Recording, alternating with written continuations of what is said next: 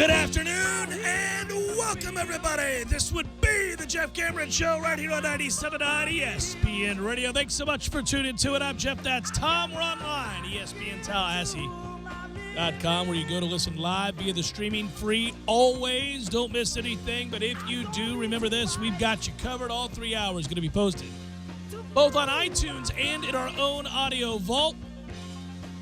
And it'll be brought to you with limited commercial interruption thanks to our great sponsor, folks at SVN, Southland Commercial, Carlton Dean, carltondean.com.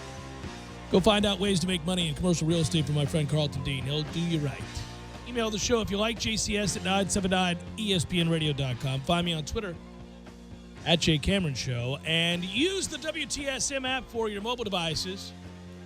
Also, if you want to watch us perform the show, you can. Hello, everybody. On YouTube. You just type in ESPN Tallahassee, and you'll find us on YouTube there. All right, there we go. I'm going to take a sip of coffee. Coffee's good. All right, I did that just because, Tom, I know how excited you are to learn the news that Familia's got diagnosed with a blood clot in the shoulder. You're probably pretty pleased about that. Yeah, our closer likely has thoracic outlet syndrome. I just read it as we're coming on. I'm like, which is, there you go. There's been 3 cases of that, I think, in sport in the last 12 months. It is weird. It's Steven Stamkos, Matt Harvey, and now Jerry's Familia. So there you go. There you go. Beautiful. You know what? 3 of my guys. Yeah. Well, but you don't like 2 of them at all. Well, Harvey's not like my boy, but he's one of my guys on my team. Not a big fan of that. I'm not big on Familia either. You don't love him. You know, yesterday on the show, or shows, if you will, the conversation around the Jim McElwain lookalike humping a dead shark on the back of a boat, and whether or not that was a real thing, was a fun discussion to have, and it was enjoyable, and I can tell from our email and Twitter account that people enjoyed that discussion. But what I wanted to have happen did, in fact, happen, which is now a win no matter where the story goes from here, but we are going to put a bow on it. I'm not going to continue to talk about it, except to say the fact that he had to address whether or not that was him butt naked, fat, drunk on the back of a boat humping a shark or not is a win. Well, we may have an entirely new audience today, Thursday, May the 11th. So perhaps you should reset it from scratch, from the beginning. I don't know. For those that don't know it, I think they already do. I mean, I think that he's doing it. No, I just will say that you go onto the interwebs and search Jim McElwain on top of dead shark or Jim McElwain naked. Pelvic thrusting a shark. Shark, whatever you want.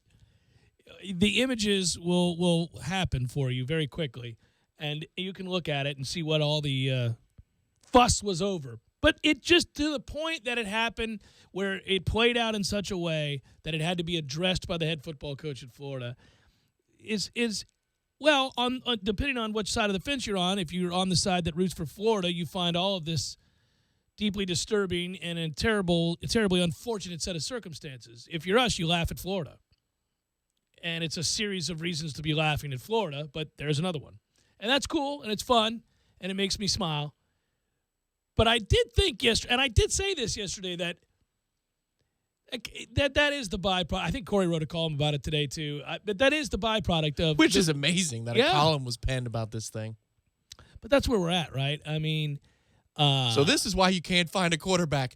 This is what you're doing with your spare time? Humping sharks? That's it. We do a show that the central theme is largely about Florida State athletics, or certainly things a little bit more located regionally in the South, right? Now, we branch out and talk about a lot of things and get into other issues and even non-sports, but by and large, we always come back to that central theme with sports in Tallahassee by and large. But, again, I will say that is a unique set of circumstances that Florida has to deal with going into this season. Their year is one of great intrigue, just like I think ours is, but for a very different reason. And I was talking with you last night, and I've talked with my dad recently, who just got back on a long trip, and his mind has turned to football already. And I said, gosh, we're only in May. This is what we're going to do. But Alabama does that. Admittedly, Alabama does that. And I saw today where Tomahawk Nation wrote an article on the offensive line to face elite slate of front sevens. And this is what I was saying 2 weeks ago and 3 weeks and 4 weeks ago. And we were talking about the ACC as a conference and what an amazing season it was a year ago. And that you could for a season legitimately say that they were in the conversation as best football conference in the country. And, 4 or 5 years ago, I don't think we thought that's where this conference would be, right? I mean, there were a lot of discussions about what the ACC needed to do, what Florida State needed to do in terms of leaving the ACC. So that was rewarding. That was fulfilling to be able to legitimately sit back and go, well, if you look at the bevy of quarterbacks in this conference and you look at the defenses in this conference, you look at the offensive skill in this conference, you were feeling pretty good about what the conference had to offer. But I do think it's going to be a weird year, man, because the polar opposite is true, I think, coming into this season. This is going to be a downright ugly, rugged brand of football this season. You destroyed the only thing I love. Well, and I like that kind of football. I hate what's happened with the spreads and some of the advantages that offenses have in the college game as opposed to the pro game with what is allowed to have happen with blocking and quarterbacks running and so forth. So I like the idea of returning to, perhaps an uglier version of football that I enjoy more. Maybe it's just because I'm older and that's what I grew up on. But, establishing the run, running the football, playing field position, playing good defense. Not that I don't like to see the ball thrown down the field with skill and accuracy and all that. And we have guys that can do that. But because I think that the ACC's defenses are going to be very, very – NC State's defense, for example, is really good up front, really good. And it's probably something that gets largely overlooked because, well, they're NC State. But the idea that, again, our entire season hinges on this offensive line, this is all culminating. This is all – we have waited a long time to reach this place. And what I mean by that is people have wanted – to scream from the heavens. They often do, even when it's for erroneous reasons, that Rick Trickett must be fired. And we are going to put to bed once and for all whether or not that is needed, right? I mean, if they block well, if this offensive line performs well against this schedule and those fronts, we're done with the Rick Trickett stuff in a good way, right? It's over. You can be mad about things in the past, but no, seriously, with what they're facing, if they block well and this team's successful because of that, then we're done with that. If they don't, then fine, have at it, scream, rattle the gates, and say, I told you so. It's all there, and it's starting in May. These articles are being written in May, and they're going to be bountiful, and I'm probably going to stumble into that conversation in May and in June and in July because I was already hyper-focused on that. Because you're placing your bet already in your mind on one side of that ledger. You have a sense of dread about what this offensive line is going to look like against the front sevens that it's going to face. Well, certainly I do with Alabama. Well, I mean, I think that's the problem. But and how fair is it, to judge, how much weight do you put in what the offensive line does first week of the year against Alabama? A lot of guys with no experience playing together for the first time, live ammunition against the best there is. So if they have a poor performance, is that an indictment on the offensive line that it cannot recover from? I don't think it would be fair to make a definitive statement after week one. Fair's got nothing to do with it. I like how you set it up like you're a professional wrestler, too. I'm just telling you that fair has nothing to do with it. I know you all want to see the great matchup. Yeah. And this summer at WrestleMania. Well, listen, though, here's the thing. The reason that won't matter, and what you just laid out is fair. When you say, well, come on now. I mean, they're facing Alabama week one of the season. They're new. They're getting accustomed to playing together. It's, unreasonable to suspect that they're going to dominate the matchup. Or brand new left tackle. But these were guys that were highly sought after by other big-time schools. These are big-time players, all part of that recruiting class that was offensive line heavy that we said was going to be the game changer. The darkness is creeping towards you. And now, see, we've already taken two very different stances. Here I am setting up the matchup, and you've begun making excuses for why they're going to fail. And that is I'm not making excuses. No, that you are. And here's the thing. It's okay. I understand where that comes from, but you're already starting. You're showing where the two sides of the ledger are. There's the camp that's already going to start with the mealy mouth, oh, well, they can't be expected to play well. And then the other side's going to be like, man, to hell with you. I hear this every year. I'm tired of it. They're either too young or they don't have this or they don't have that. It's always something. Why can't we just field a good damn offensive line ever? I'm going to try and do something very difficult here and tell you that the two stances that you just listed are both true at the same time. It would be unreasonable to expect a brand new offensive line to come in and kick ass and take names against Alabama, their first experience together. However, it would also be quite reasonable to be frustrated that if they don't, you say, well there's another instance where good that gracious. That group in particular is once again the focus of all of our ire. Now, there's a third side to this, which is that if you venture outside of Tallahassee and you decide that, hey, listen, we're in the deadest of times, the NBA playoffs suck, there's nothing to look forward to until that finals begins. And you know what? The FSU baseball team is about to play a big series. That's great. That's not going to carry 3 hours. It's the end of a regular season. And the hockey playoffs, 2 Game 7s, riveting. That's all well and good. And we can touch on a certain aspect of that. But that's also not something we're going to get into in-depthly. We're a million miles from the start of the NFL season, et cetera. So you come back and you talk a little college football. We are in the South, after all. Florida State is the primary focus of this show more often than not. So you do venture down that road, even in May. But in doing so, what people would tell you is that third side of things is that in all the other markets in which that's so, which is Alabama and in Georgia and in Louisiana and in North Carolina and South Carolina. Well, South Carolina. Yeah. What about Manhattan, New York? No. No? So, no. The hotbed of college football, right where we're located, yes, in the South, that is happening. And you know what the conversation is centering around frequently in those markets too? How their offensive line sucks. About how that offensive line is just not getting it done. And I'm a little worried about the offensive line, those shows that are taking calls. And Bubba calls in and says, well, that's fine, Ted, and I'd like to agree with you, but I just don't think our offensive line is going to get it done. And then he's breathy and hangs up, and then they move on. And then, but I get that that's a common refrain, that everybody's frustrated, almost at every level, whether it's the NFL or college. Hell, probably people who really like high school football have that conversation. I don't know. That's a whole different world. Yeah. But that said, but if you drive through South Georgia on a Friday night. Oh, buddy. That's man. all that's on. Every radio station. That's right. So I got you. I can look at it on balance, but I will be pretty damn tired of it. I don't I don't like that. I can be reasonable, but I'm not going to be reasonable about this. Well, because again, I'm very aware of the fact that when that game is played, and by the way, this is on my mind because we were talking before I came on the air as an office about, we're starting to ratchet up our plans for this upcoming season. This is what happens in radio, right?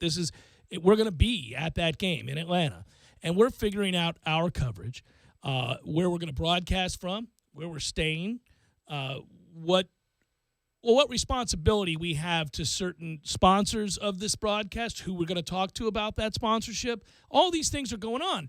Well, so from the one stance, it's this idea of getting organized for a big matchup and what could potentially be a big season, and certainly a lot of eyes are going to be on that game, probably most of college football looking at that game. And that's true of ESPN, our bosses. So we start getting calls from on high, and we're figuring all this out. Well, that leads me down that path of thinking, how's that game going to look? Because unlike the technical aspects of setting up, where we're locating, do we have the equipment we need, what are our responsibilities, there's also the fandom that we have that goes along with this that the other broadcasts aren't thinking about at all. They're just, hey, can we set up here? Where would you want to broadcast from? Does it make sense to have this guest here? Can we do this? We're thinking of all those things, and I'd like to win the damn game. Like, I'm thinking about it from that standpoint, and we don't get too far into that conversation before I immediately turn to, can we win that game? And that immediately turns to, no, because our offensive line is not going to be able to block Alabama. That's how quickly it happens. And it's gone. Yeah, but I don't want to feel that way. But when you go through, was it Ira who did it when he was on that week, maybe 2 weeks ago? Sure, yeah. That was the interview, and we traded looks while he was listing out Well, he everything. listed out the reasons Yeah. why that is a tall task, really, one And he could say. But he wasn't doing so to stack No. the chips against Florida State's chances. He was just laying the facts. He was laying the foundation of what that's going to be, not with any angle.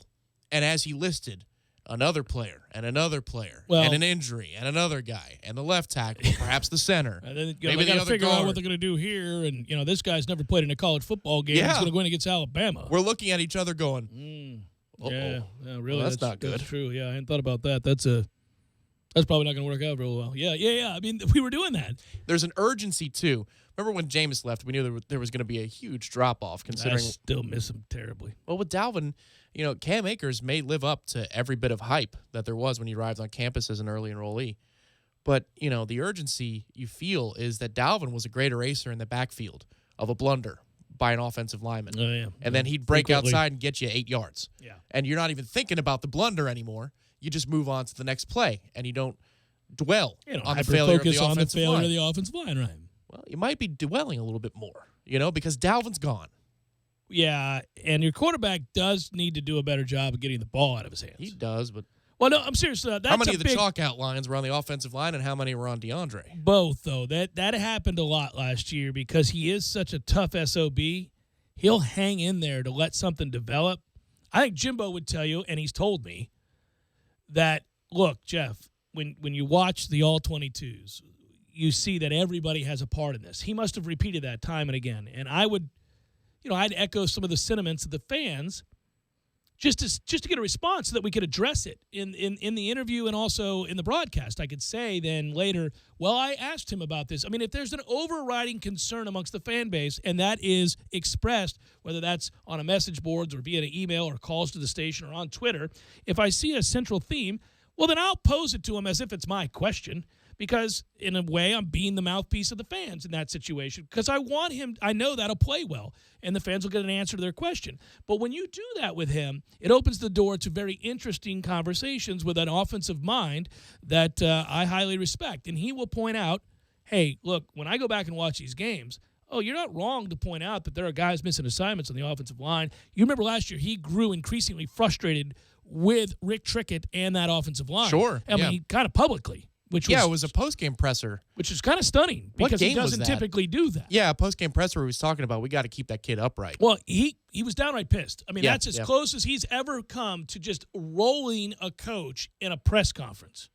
North Carolina, I forget, but it wasn't in a post-game setting. He was So mad. he hadn't had the time to fully decompress, and he decided, screw it. Yeah, Yeah, let's send a yes. message here. He was mad. So anyhow, that's when you knew that he was equally frustrated as the fans, to some extent anyhow, regarding a group, a segment on the team. Now, he would also say, yes, but our receivers really struggle with their consistency. So what he's talking about, and that's to embrace some of that, even though he doesn't like what it does to his quarterback or to maybe he doesn't think it's a good thing for college football. Nick Saban has said as much, but then embraced the idea of just running his quarterback. He doesn't like it. He thinks that it should be much of what goes on in college football should be illegal. He thinks penalties should be called, illegal linemen downfield, all of those things. But at some point, those are the rules, and you know them, and they haven't changed them. You got to abide by them and play with them. I shouldn't be able to write this off of my taxes, but if the code allows for it, I'm going to write gonna this do off it. of my taxes. Right. Yes. Yeah, and that's where he's at. I want to see if Jimbo gets there. It's a tangled web, and it feels like Festivus, with the airing of the grievances. But when you said, the receivers aren't where they're supposed to be, that actually kind of almost created a tick in my eye, because that is beginning to be a broken record too. That's one of the drawbacks to the system we run, but you hear about it so often. I mean, outside of a couple of years with Rashad Green, the end of Kenny Shaw's career when Kelvin put it together, especially in 13. Half the time, I'm not sure Kelvin was where he was supposed to be. He's just had such a really catch big. radius, it didn't matter. Yeah, well, I mean, but think about 14, so they come back the next year, and how often was the refrain that the receivers aren't where they're supposed to be? How many interceptions did Jameis throw that weren't just on him, but on a guy not breaking It was in when he's also a supposed to weird break, year. Everything that got tipped got picked. Yes. But that is a bit of a broken record, too, about having a problem with the receivers understanding their side adjustments and developing quickly into smart football players within the constructs of the offense. And it's not necessarily all on the position coach, but it is a point of frustration. It takes a back seat to the offensive line. It takes a back seat to Charles Kelly. Don't get me wrong. But that's a point of frustration, Can too. you believe in the midst of all this conversation about a game a good distance off, we've somehow avoided even addressing Charles Kelly's situation? It's Jeff Cameron Show, 97.9 ESPN Radio.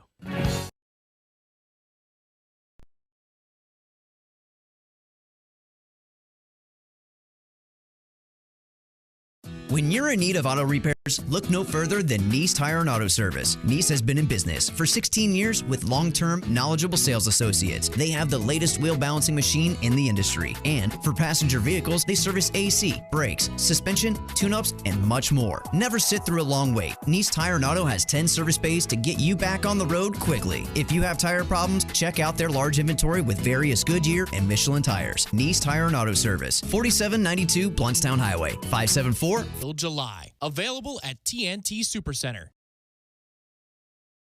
I'm talking tough, like a state of mind. Tough, like a soldier on the front line. Tough when it gets rough, like my Ford truck, always enough. I'm talking tough. Franklin Spring Creek Ford, the place to find your next truck in southern Georgia. I'm talking tough. Hey y'all, we're Chris and Preston from Low Cash. Head to Franklin Spring Creek Ford and see them about all of your vehicle needs. No one knows your Ford better than Ford and Ford Service. Get a $140 rebate by mail on 4 select tires when you use the Ford Service credit card at the Big Tire event. Subject to credit approval, rebate by prepaid debit card. Other tire manufacturer rebate or offer cannot be combined with Ford Service credit card rebate or offer. See your participating Ford dealer for details through 6/30/17. What does Advance Auto Parts have to offer? Plenty. Like a rewards program called Speed Perks that gets you $20 off your next purchase when you spend $100 or more. What doesn't Advance Auto Parts have to offer? A reason why there's a supermarket employee there to help you, even though it's called self-checkout. So forget figuring out the produce code for apples and check out Advance Auto Parts rewards program Speed Perks and get $20 off your next purchase when you spend $100 or more. Advance Auto Parts. Let's get you back on the road. See an Advance team member or go to speedperks.com to sign up. Dish TV is better than cable TV. Why? Because you can save 45% on packages compared to your high-priced cable bill. Wow. Take those giant scissors out and cut the cable and save with Dish TV. Plus, you get a free DVR upgrade to record your favorite shows and free installation. And with Dish Anywhere, you can watch TV for free on your mobile device. Act fast. You can save hundreds of dollars. Does your cable company do that for you? I don't think so. Get all the best TV programming at your fingertips at a fraction of the price of cable TV. So say adios, arrivederci, goodbye to the high cable bill and save up to 45% on Dish TV packages today. These are limited time offers and can change at any time. Call fast. 800-344-2066. 800-344-2066. 800-344-2066. That's 800-344-2066.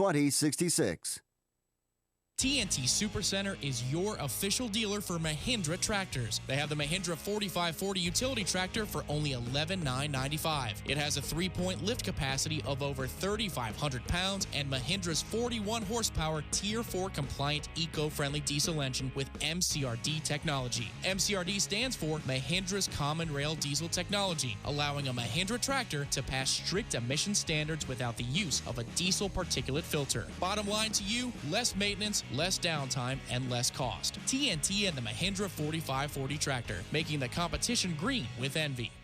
Chris Kraft for Kraft Nissan. Our lifetime warranty is a game changer for buying cars in Tallahassee and Thomasville. You already know it extends the factory powertrain for unlimited time and unlimited miles. But here are the facts. Kraft Nissan's lifetime warranty is backed by Great American Insurance Company, an A-rated company that was founded in 1872 with billions in assets. The same company that underwrites GM's GMPP and Ford's Gap Insurance. Kraft Nissan's lifetime warranty comes with every new Nissan we sell and most pre-owned vehicles that are 5 years old or newer with 50,000 miles or less. While Kraft Nissan service department will certainly exceed your expectations and keep your records, you're not required to service with us. To maintain the warranty, you perform the manufacturer's recommended maintenance and keep your records. You can do that at any licensed repair shop in the U.S. or Canada. It's that easy. What's the catch? There are no catches, hidden fees, or gimmicks. Kraft Nissan provides the product as an added value to our customers for doing business with us. So when you're ready to buy from Kraft Nissan, the home of our original and the only real lifetime warranty at no charge. Kraft Nissan on Mahan Drive between Academy Sports and Costco.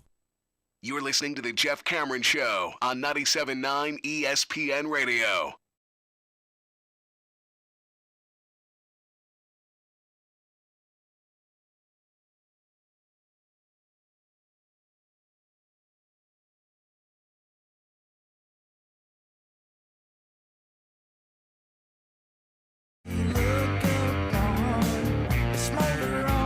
Had he laughed at it, would have gone away quick. His tone in denial makes this funnier. I agree, Bill. One of the tweets at Jay Cameron Show, at _Tom Lang as well, regarding the Jim McElwain humping of a shark on the back of a boat. He looks so perturbed when he's I would be perturbed, too, having to address that. But, again, these guys need PR help. If I was advising him from the PR firm, if you had sent me down to Gainesville because you had a bigger client to worry about. I said, Tom, get down there, man. Talk to my man, J-Mac. I would tell him to put an inflatable shark on, around him as he comes up to the podium to address it. And crack up. Exactly. And say, I couldn't believe it. That's the best thing I've ever seen. Embraced it wholly, laughed, and so. And if it came up where that question was legitimately asked as to whether or not it was me, kind of look incredulous and go, no, of course it's not me, but it is hilarious. I don't know who that is, but my goodness. And then carry on. It's uncanny. I guess my brother is out there. I was wondering where he went. Yeah. I mean, you can have fun with it, right? I called my mom and asked her, wait a minute. Did we get separated from birth? Did Is you give Steve up one of your out there two? humping sharks, Mom? Do you have twins? What's going on?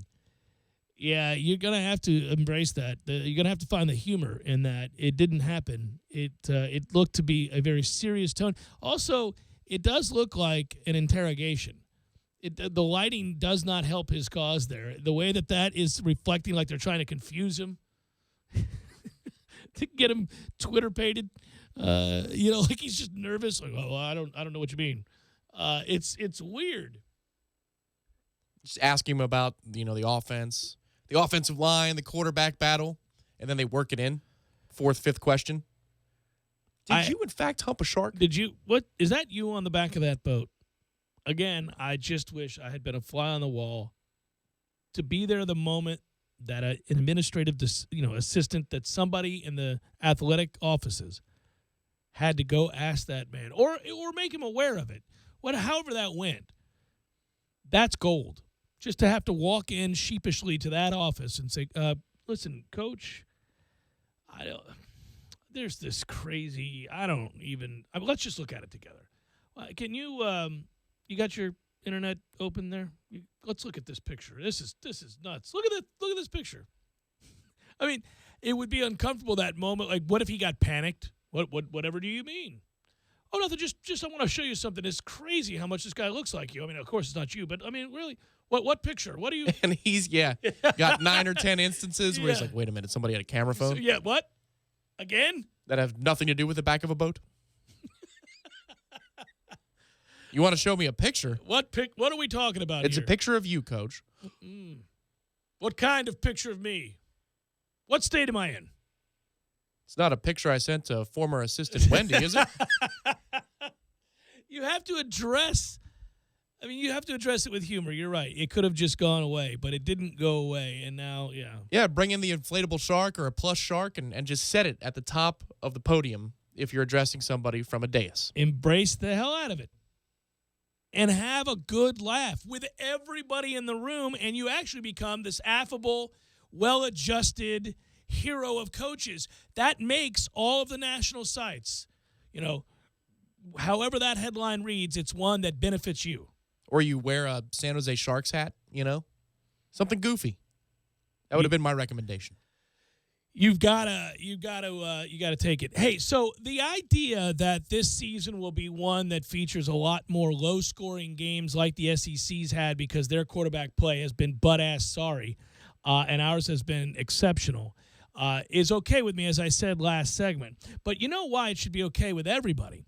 Is that our defense is going to be the best defense in the ACC, and that our defense is absolutely loaded. It's got depth, it's got size, it's got speed, it's got immense talent. It's got first-round talent at 2 different spots in the secondary.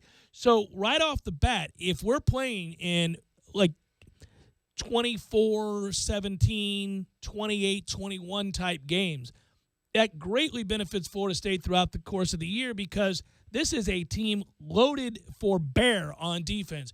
And, you know, at the end of last year, after the bowl season, I remember talking to you and saying, man, think about all the quarterbacks that are leaving this conference. Think about, you know, whether it's Pitt or North Carolina or Deshaun Watson at Clemson. And we went on down the list of all these great quarterbacks that Brad Kaya leaving Miami.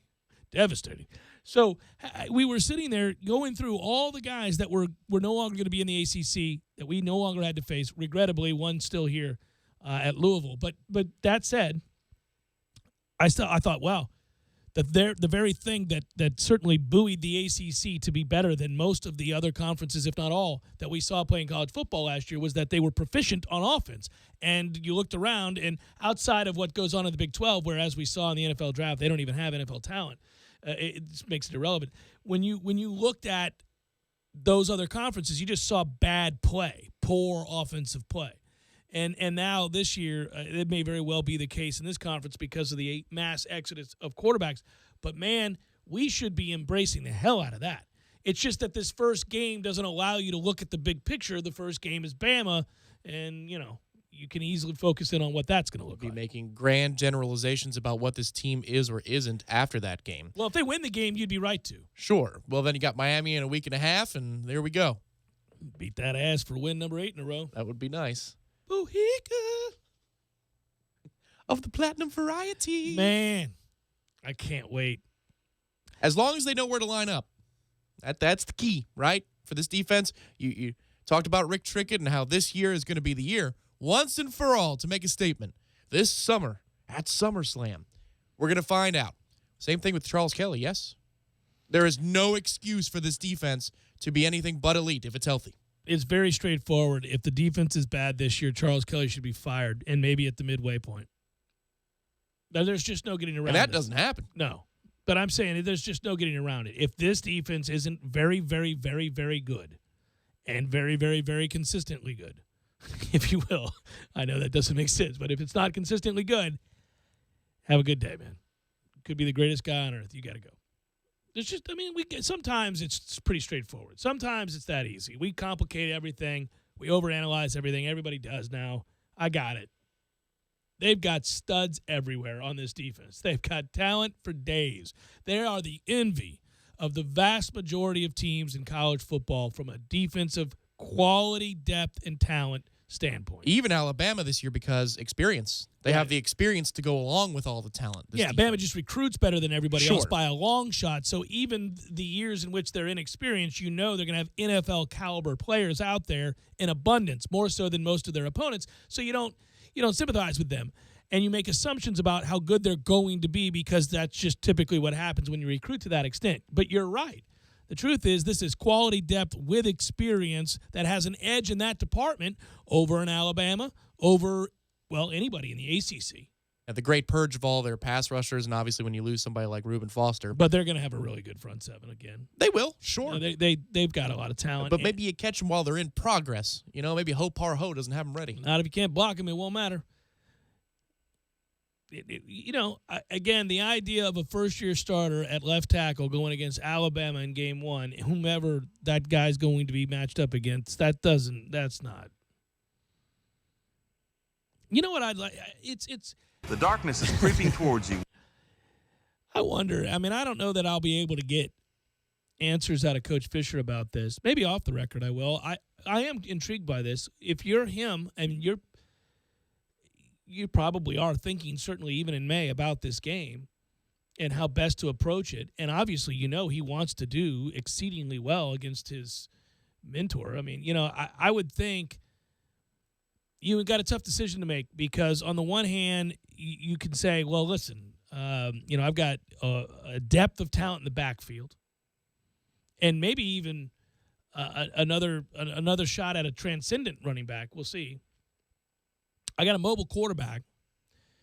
I could just try to line up and double tights and really just try to play to my defense, play to my defensive strengths, and really try not to take risks, don't take chances, and win a low-scoring game because I think my defense can keep me in it, and just do enough on offense. Or you could play for keeps and go for broke and just spread this sucker out and say, I think we got too much skill, and I'm going to get the ball out of his hands quickly, and we're going to go from there. The two things that you really have going for you for this game, number one is it's the first game of the year, so Bama's support staff advantage is mitigated. And two, and I don't mean it in the way it sounds like I'm discounting Jimbo's approach and consistency of preparation, but this game really matters to Jimbo. Oh, yeah. So it has more than his full attention if such a thing were to exist. Yeah, and again, I'm not going to overlook the fact that Florida State went up against a really good defensive team in Michigan with a boatload of experience and talent on that side of the ball. Senior-laden group, all of that. And Jimbo's offensive game plan was fantastic. I mean, especially out the gates. Early in that game, he had Michigan on its heels. Yeah, it ran out of its gas. It ran out of gas. But also, we missed some throws. Well, but the freaking interception was Yeah. Something. That was a really good decision. But, yeah, the bomb touchdown for Nooney is complete scheme and preparation. Oh, it was beautiful. That is and then one taking of the advantage tip of matchups, obviously, having Dalvin out wide. And, I mean, that play is beautiful. And it's right up there with, breaking out the option with Golson and Cook. First play of the game, you go, oh, damn. To the hizzy. Yeah, Jimbo saving it. Remember also the backside throw on the play action that they never carried out? Goodness gracious. Yeah, he was ready for that Miami game. Yeah. We should have put him away in the first half. And got your ass. This is a game where you would say, if he's going to have a I got your ass game, this would be it. I do love that about my head coach. He's got a whole lot of I got your ass in him. 2012 Clemson. Yeah. That's the classic example. Oh, yeah. He was giddy. No, don't worry. We're good. We're all right. Well, 13 as well. 13, yeah. But 12 here when they kept on scoring early on with all their tricks. Yeah, because we hadn't seen Chad Morris. Morris. All right, got you. And he's tapping Stoops on the side. Don't good. worry about it. Don't you worry. We'll be all right. We're dropping 50 tonight. Although, oddly, he does run that reverse to Kelvin Benjamin. Why are we giving it to a 288-pound wide receiver? I mean, he almost scored on the play. But yeah, remember they ran that. Horse. I think it was the worst moment of the 2013 season prior to the BCS title game, where in the first half you're thinking, oh no, is the first third down of the year, and they run the pitch to Kelvin. Oh, yeah. Everybody's so pissed. You were up in Pittsburgh, but we were at a watch party, and everybody goes, blank, damn it, Jimbo, are you kidding me? What are we doing? And then, soft-ass nonsense is that? And then Jameis erased everything for the rest of the year. Yeah, I was there. I had just felt the wrath of the deluge on my way into the stadium, me and my father. And that was, probably as drenched as I've been in a long time, short of actually swimming in a pool. Here's Jimbo again on 3rd and 1, calling a pitch to Kelvin. The best part about being in the stands, and I was right on the 50, surrounded by Pitt fans, is listening to their increasing awareness that there was no chance for them to be remotely competitive in the football game.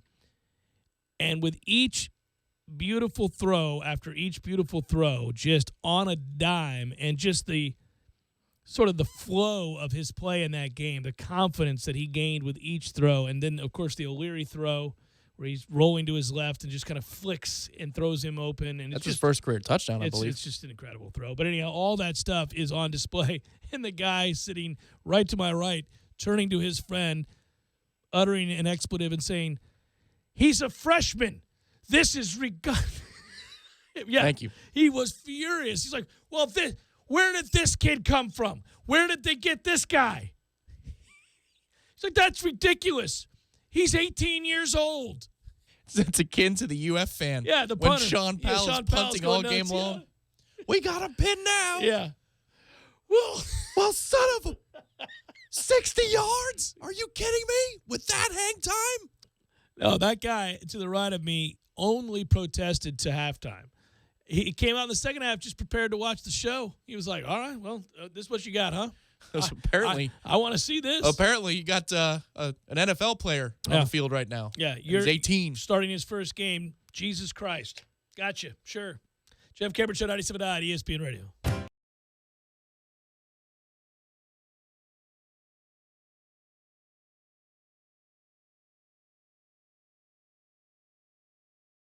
When you're in need of auto repairs, look no further than Nice Tire and Auto Service. Nice has been in business for 16 years with long-term, knowledgeable sales associates. They have the latest wheel balancing machine in the industry. And for passenger vehicles, they service AC, brakes, suspension, tune-ups, and much more. Never sit through a long wait. Nice Tire and Auto has 10 service bays to get you back on the road quickly. If you have tire problems, check out their large inventory with various Goodyear and Michelin tires. Nice Tire and Auto Service, 4792 Bluntstown Highway, 574-4100. You put your mower through a lot. All that back and forth can add up to thousands of miles. That's like mowing cross country. Gravely commercial mowers are built for all-day performance, helping you get the job done mile after mile. Gravely, built to mow the distance. Get your Gravely motor only at TNT Supercenter, your one-stop shop for work or play. 14585 Highway 19 South, Thomasville, Georgia. TNTSupercenter.com. I'm talking tough, like a state of mind. Tough, like a soldier on the front line. Tough when it gets rough, like my Ford truck. Always enough. I'm talking tough. Franklin Spring Creek Ford, the place to find your next truck in southern Georgia. I'm talking tough. Hey y'all, we're Chris and Preston from Low Cash. Head to Franklin Spring Creek Ford and see them about all of your vehicle needs.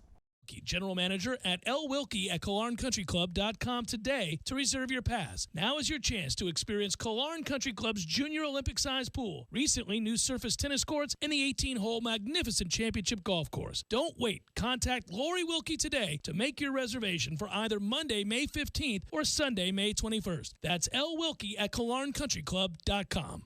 Today, there are over 47 million Ford vehicles on the road, rolling on over 188 million tires. That's a lot of rubber to trust to anyone other than a hardworking specialist at Ford Service. No one knows your Ford better than Ford and Ford Service. Get a $140 rebate by mail on 4 select tires when you use the Ford Service credit card at the Big Tire event. Subject to credit approval, rebate by prepaid debit card. Other tire manufacturer rebate or offer cannot be combined with Ford Service credit card rebate or offer. See your participating Ford dealer for details through 6/30/17.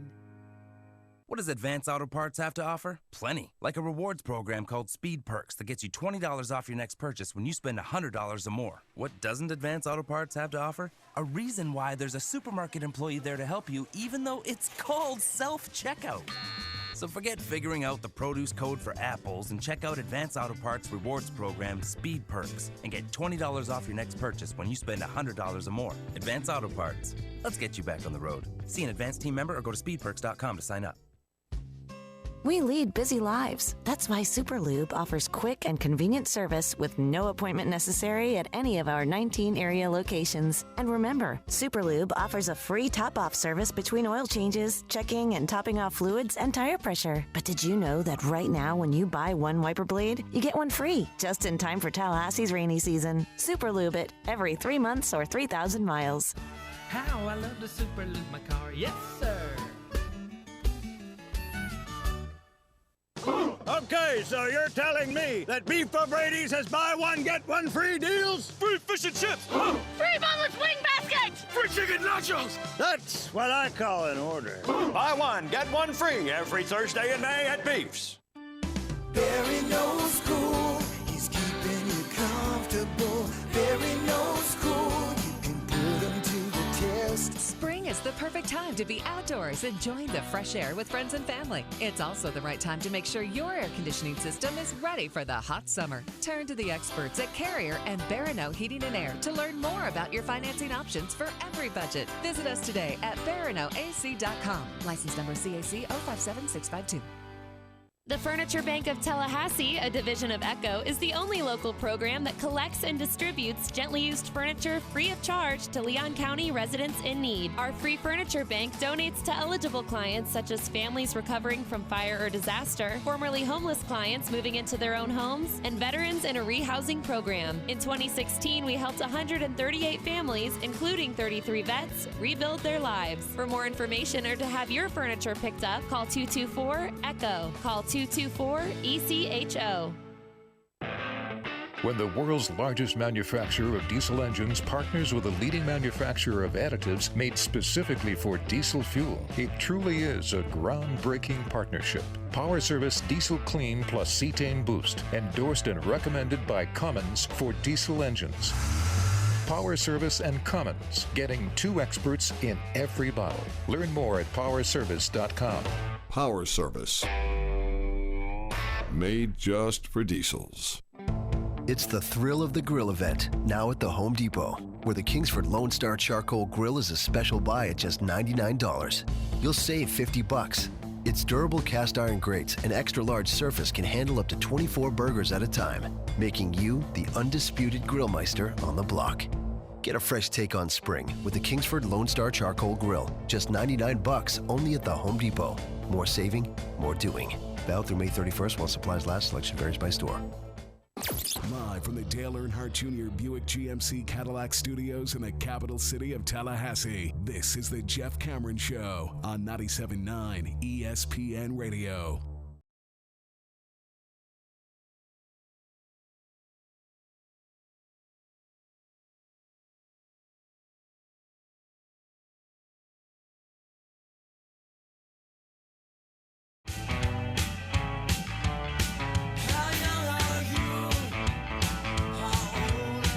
Jeff Cameron Show, 97.9 ESPN Radio. Hello.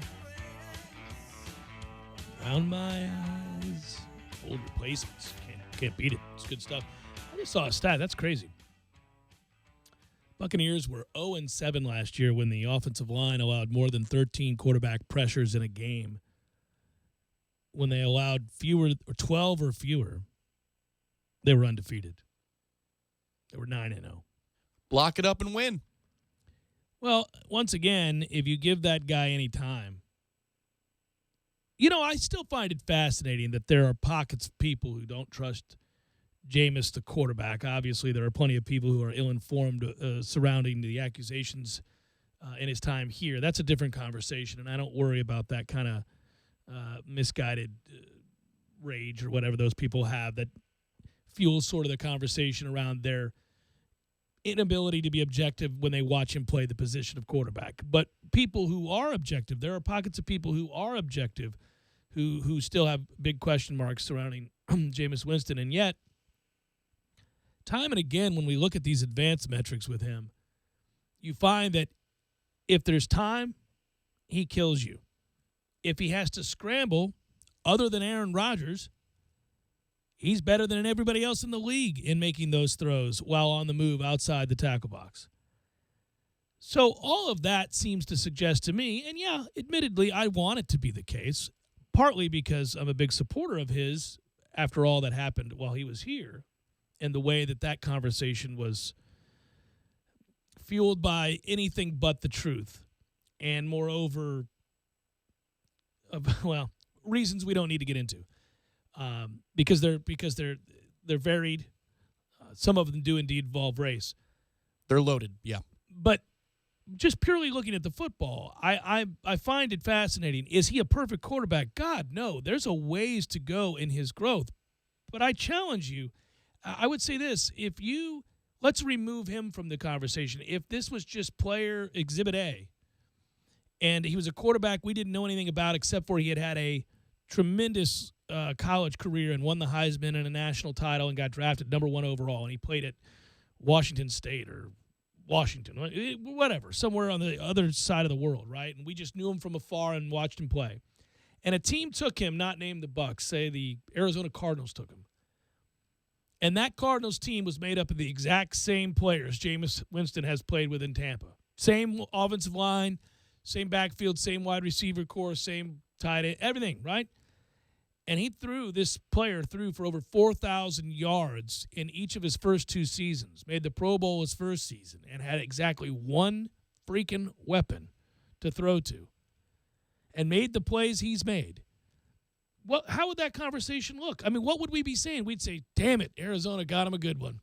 We're going to be dealing with that guy for the next 10 years. We'd be pissed about it. We'd be pissed that wasn't our guy. We'd be angered that we didn't get the opportunity to cash in on that draft pick. Sure, you'd look at the record and you'd see 6-10 to 9-7, and on the brink of a playoff berth if a couple of things broke the right way for him. With that schedule, you had to, you had that Seattle, you had Denver, brutal. you had Kansas City, you had Oakland, you had all these teams that you would have said before the year. We did say before the year.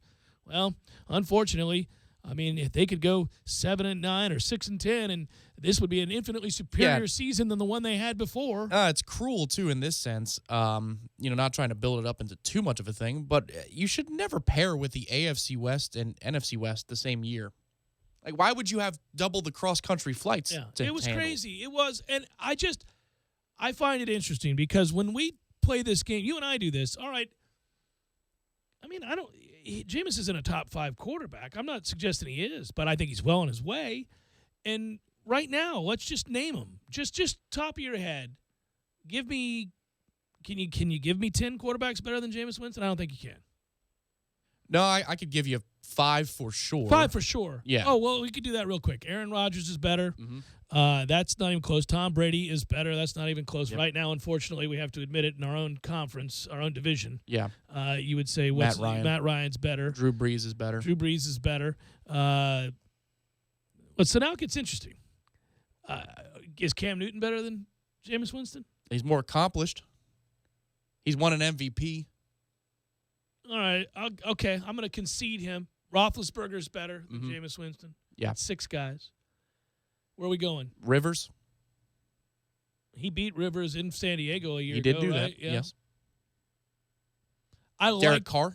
Derek Carr's better. Derek Carr is better. Yes, he's better. Andrew Luck. It gets a little dicey. Right. Gets a little dicey. You can make an argument. Yeah, that's a toughie. It gets a little dicey. But let's go back to the one before. Before Andrew Luck, you said who'd you say? Rivers. That too is it's debatable. He's had a great career. Sure. I love Phillip Rivers. I do. But I'm not entirely. He did not have a good year last year. Now, granted, he's getting older and they don't have a ton of talent. Breeze and Brady and Rivers are going to be out of this discussion in the next 5 years. Real soon. But I'm going to give you Rivers. So now we're up to 8, right? Stafford? No. Better? No. Prescott? I don't think we can know that. I think because the O-line situation is unbelievable. They have an elite back. They have an elite receiver. They have a Hall of Fame tight end. They have the best offensive line in football. They had a lot of things that I think if you take a lot of the talented young quarterbacks and put him under center there, they do something similar. But I know that in saying that, it sounds an awful lot like you're trying to take away from Dak Prescott, and I was really impressed with what he did. He surprised me. He really, as the year went on, gained a level of confidence, of course aided by all of that protection, that running game, superstar wide receiver, all that. But he did a lot with it, and he began to make plays, and he began to play like a top-tier quarterback. So, maybe but we don't know. It's 1 year, so let's wait and see. Marcus Mariota, the kid out of Oregon? No. That was my Mike Mayock. Yeah, who after that, Tannehill's not better. No. I'm trying to... I don't think you can... Carson Palmer's not better. He's not. He's ancient anyway. Yeah. No. So 8 or 9. Eli Manning's peak is better, but Eli Manning's consistent. He sucked last year. He's garbage. Flacco better? Well, you talk about it's going to be the year of judgment for Trickett and now Charles Kelly too. Let's add another one to the list. If Eli Manning with Beckham and Shepard, and now they got Brandon Marshall. They got the tight end they just drafted. Yeah. All right, Eli. Because they run a Texas Tech offense. They just wing that ball 50 times a game anyway. He just misses guys these days, though, man. It's crazy to watch him. He was bad last year. Who you got? You get to what, 8 or 9? 8 or 9, and we are kind of granting some leeway on a couple of guys based upon history. Yeah, there are guys I'd go, I don't know, man. I can't say definitively that so this guy is better than him. Well, yeah, I think, obviously we make the argument all the time. But Tannehill's not better than But the number one argument you make for Winston is all he has to handle. Everything that he has to do to make it work. They haven't had an offensive line, and they've had one guy that the whole world knows he's throwing to. And he's thrown for over 4,000 yards in back-to-back years with nothing. No, man. I just don't know. Again, I always question, and when you see stats like this, and I know we're up against it, but when you see these kinds of stats, you're like, yep, well, that tells me once again that if you keep him upright and give him a little bit of time, the numbers are staggering. 0-7 when there were 13 quarterback pressures or more, 9-0 when there were 12 or less. Keep him upright, he wins games, period. Just lots of them, like undefeated.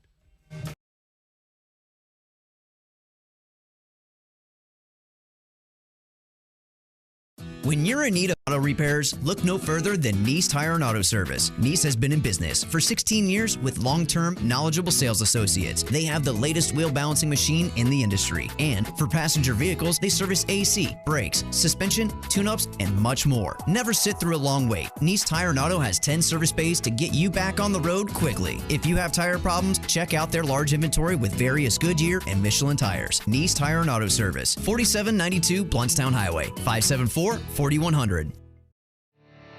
You can tell a lot about a tractor by its warranty. That's why Mahindra makes the toughest tractors on earth. With steel, not plastic, backed by the industry's best limited powertrain warranty, period. Not 5 years, not 6 years, but a full 7 years on select models. No wonder the other guys are green with envy. No money down, 0% interest, and no payments until July. Available at TNT Supercenter. I'm talking tough, like a state of mind. Tough, like a soldier on the front line.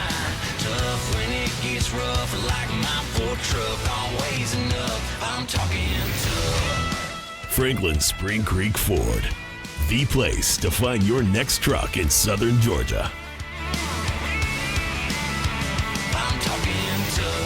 Hey y'all, we're Chris and Preston from Low Cash. Head to Franklin Spring Creek Ford and see them about all of your vehicle needs. Today, these are limited time offers and can change at any time. Call fast. 800-344-2066. 800-344-2066. 800-344-2066. That's 800-344-2066.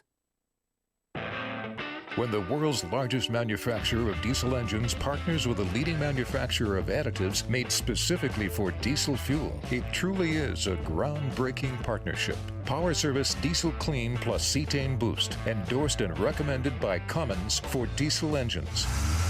Power Service and Cummins, getting two experts in every bottle. Learn more at powerservice.com. Power Service. Made just for diesels. It's the thrill of the grill event, now at the Home Depot, where the Kingsford Lone Star Charcoal Grill is a special buy at just $99. You'll save $50. Its durable cast iron grates and extra large surface can handle up to 24 burgers at a time, making you the undisputed grillmeister on the block. Get a fresh take on spring with the Kingsford Lone Star Charcoal Grill, just $99 only at the Home Depot. More saving, more doing. Valid through May 31st while supplies last. Selection varies by store. Okay, so you're telling me that Beef O'Brady's has buy one, get one free deals? Free fish and chips! Free boneless wing baskets! Free chicken nachos! That's what I call an order. Buy one, get one free every Thursday in May at Beef's. Broadcasting live from the Dale Earnhardt Jr. Buick GMC Cadillac Studios. This is 97.9 ESPN Radio, WTSM, Woodville, Thomasville, Tallahassee. Tallahassee Sports Center. I'm Lee Gordon. There are planners, and then there is Notre Dame. The Irish and the ACC announcing the football schedule lineup today through the 2037 season. Florida State will host Notre Dame in 2026 and 2029. The Noles returning to South Bend in 2030, 2032, and 2036. The Clemson Tigers will visit the White House on June 12th. Dabo Swinney says he will not take offense and will not penalize any players or staff members who decide they do not want to go to the White House. House. 3 Illinois football players are in trouble with the law today. They've been arrested on charges of home invasion and armed robbery. And the New England Patriots have issued an unrestricted free agent tender to running back LeGarrette Blount. The deal means the former Taylor County star, if he remains unsigned past July 22nd, can only play for the Patriots in 2017.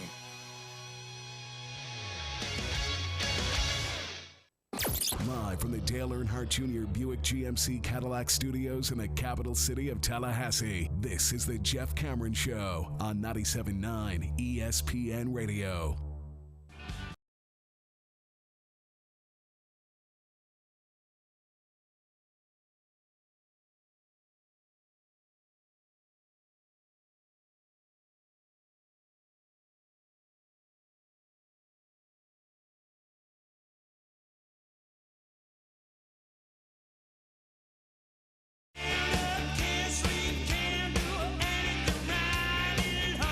Hour number 2, Jeff Cameron Show. I wish we could curse. What were you arguing about out there? Well, was it something you could repeat? No, yeah. People are responding to our conversation, and somebody called in and said, Russell Wilson. And okay, all right, for those that are just joining us, I was talking about a stat I saw regarding Jameis Winston and how and I'm going to address this other question in a moment. We're talking about Jameis Winston. Damn right. And the person, well, the stat was that if you kept basically Jameis Winston upright last year, he was 9-0. If he was pressured 12 times or less in a game, they went 9-0. If he was pressured 13 times or more in a game, they went 0-7. So anytime they gave him time, they won the damn game. And when they didn't, and this is true probably of almost all quarterbacks, but especially, if you're good and you're granted an opportunity, you make plays enough to win games. And he does, and he's got one freaking guy to throw to. One. He made Cameron Brate an NFL player. That dude should give a portion of his paycheck every week to Jameis Winston. And then from there, I mean, we're talking about Humphreys. Get the hell out of here. I mean, they got... You hate Humphreys. I don't. You hate everything he stands for. I do not. It's that people talk about him. Again, I love his toughness, Tom, but he really does fall into that category of guys where if he plays for Brady and those other guys, we're like, we roll our eyes. We know what that is. I like Humphreys. He's a tough kid. But don't get it twisted. He's not elite. He's not some teams don't go into games going, boy, we better bracket Humphreys. What are we going to do? I mean, come on. So anyhow, when we were talking about the stats, I said if you remove all the superfluous stuff, all the nonsense that people engage in when they get into the discussion of Jameis Winston, the quarterback, and so often you can almost hear resentment in their voice. I'm talking about purely analytical, just looking at him, the player. Is he flawed? Does he have things that he's got to do better if he's ever going to be a top 5 quarterback? Absolutely. And so he's a work in progress, as all third-year guys, he's going into his third year, are. I mean, that's what happens. But he's shown every indication that he's going to be, if he isn't already, mentioned alongside the elites of the league. And I said, just after we looked at that stat, all right, well, even removing my fandom, can you name me 10 quarterbacks that are better? 10 quarterbacks that are better than Jameis Winston right now? And the answer was no, you can't. It's close. It's kind of close if you include Russell Wilson. And what I'm saying is don't use – if a guy's played in the league for 12 years and he won a Super Bowl title 5 years ago, I mean, yes, he's had a better career, but Jameis has only been in the league 2 years. I'm saying as they stand now, their level of play. Eli Manning was garbage a year ago, and he has been showing signs of declining for some time. Eli's one of those guys, anyhow, that we always sit around kind of going, man, how elite is Eli Manning? I know he's got 2 titles, and yes, he slayed big, bad New England, although that was in large part because they're awesome defense. Eli is just he's had a strange career. But I give him all the credit in the world for those road wins. Oh, you're down 4 with 1:30 to go? Right. You want Eli freaking Manning. I don't, but. On the road especially. Well, yes, in absurd conditions where the odds are stacked terribly against you, maybe you give me Eli. Everything else, no, I don't want him. So that's a weird compliment. Well, when the chips are really down, you want Eli. If things are kind of in your favor, you never really want Eli. If you're the better team, you don't want Eli. If you're just a little bit worse off than the other guys, you really don't want Eli. If it seems insurmountable, you definitely want Eli. That's bizarre, Excellent right? coal miner, not a good executive. Need him in the mine. So anyhow, that said, so people were calling and they were like, "Well, you didn't give Eli enough credit, man." No, I'll give you Russell Wilson. I'll certainly give you Drew Brees. I'll give you Cam, even though I think James is going to be better than Cam. Cam's had really one great season. A little banged up, but anyhow, I'll give you Cam. I'll give you the guy you hate in Atlanta. Ryan. Yeah. You didn't mention Brady yet or Rodgers. So Brady and Rodgers, obviously. Gets you to 6. That gets you to 6. I'm going to give you Carr out in Oakland. That's 7. He's certainly better. Who am I forgetting? Rivers. I don't know. That's Okay. close. We're revisiting the Rivers. I love me some Phillip Rivers, but I'm not so ready to say he's better. Right now. 3 years ago. Oh yeah. yes, for sure. He was. It's not about legacy. It's about what they right, are. you are right now. Yeah. Right now. Like, is Joe Flacco, who had a 2-year window of being very good, is Joe Flacco better than Jameis Winston right now? Man, no. He's hurt anyway, so yeah. Oh, he's just no, right? Right. Kirk Cousins is not better than Jameis. Tannehill's not better than Jameis. Where are you going? Give me another couple of guys. Mike Glennon. Where are you going? I mean, who is? I'm thinking about it division by division. So if you just want to do it that way. Brady, Breeze, Rodgers. That's not by division. But No, I'm just saying that you go for the obvious guys at the top. And then Prescott we also brought up. Well, he's had a great season. And he certainly looks like he's well in line to be one of the better quarterbacks Silver in the spoon league. situation for him, though. An incredibly fortunate set of circumstances that he found his way into, but took great advantage of it and performed like an all-pro stud, and he deserves credit for that. So every time I point out that they have the best offensive line in football, an elite running back, a Hall of Fame tight end, a perennial Pro Bowl wide receiver, that's a nice thing to have when you come to a team. That said, he took advantage of those opportunities. Kind of a bizarre question, but seeing as he's done. But if he were healthy, is Tony Romo still a better quarterback than Jameis Winston? If he were healthy. Probably, yes. Isn't that crazy? Yeah. And he's going to be calling games on the weekend. He's never healthy, and, he's no longer playing football, so I don't know. He doesn't count. Yeah. So Stafford, you summarily dismiss? Yeah. No, he's not better. He's not. No. And is Andrew 5,000 yards, nothing. No. Well, no. Andrew Luck. You know what's interesting about the Andrew Luck conversation is I get why people are so critical of him. He came in with over the top praise, like just it was uncomfortable how much the people embraced Andrew Luck and the legend of Andrew Luck and what he was going to be. But that doesn't mean he's not an incredible player who is in a similar situation to Jameis in this sense. He's got all the tools and more, right? He's a better athlete than Jameis. He's got a bigger arm than Jameis. He's bigger than Jameis. He's a lot of things. But like Jameis, he hasn't exactly been helped out. There's not a lot of help around there, and he's taken an ass beating, and then that's begun to affect the performance. But the problem with that is so much so that people begin to make excuse after excuse after excuse for when he has bad games, and that rubs people the wrong way too. Well, his 2015 season was nothing to write home about, and he got hurt. He only played he wasn't very good. 7 games that year. But last year, I mean, he did throw for 4,200 yards, 31 touchdowns against 13 picks. Yeah. And he completed over 63% of his passes. Well, then he's better. Yeah, he's better. Yeah, and he's got nothing, so I'm going to give him some love. Yeah, he and Jameis understand each other's plight in this no, world. So, okay, I'll give you Andrew Luck. It's hard, though. We're still not naming 10. We haven't. He was part of the first part of it. Did you? Okay. I don't think we can get 10. 10, like, surefire better. Surefire better. You start debating when you get to about 10. I think you got 8 surefire better than him. My only point of that is this. for a 2-year window, for a 2-year look at a guy in an imperfect situation, certainly, he has performed in a way that would lead anybody to believe he's going to have a great career. And I am often stunned about the conversation surrounding him as a quarterback currently, what he is now. I'm talking about removing all the other baggage and the things that people like to bring up. Just purely looking at the football, I'm surprised there's still a number of really smart guys who just do not buy into it. They just don't see it. Andy Dalton? Okay.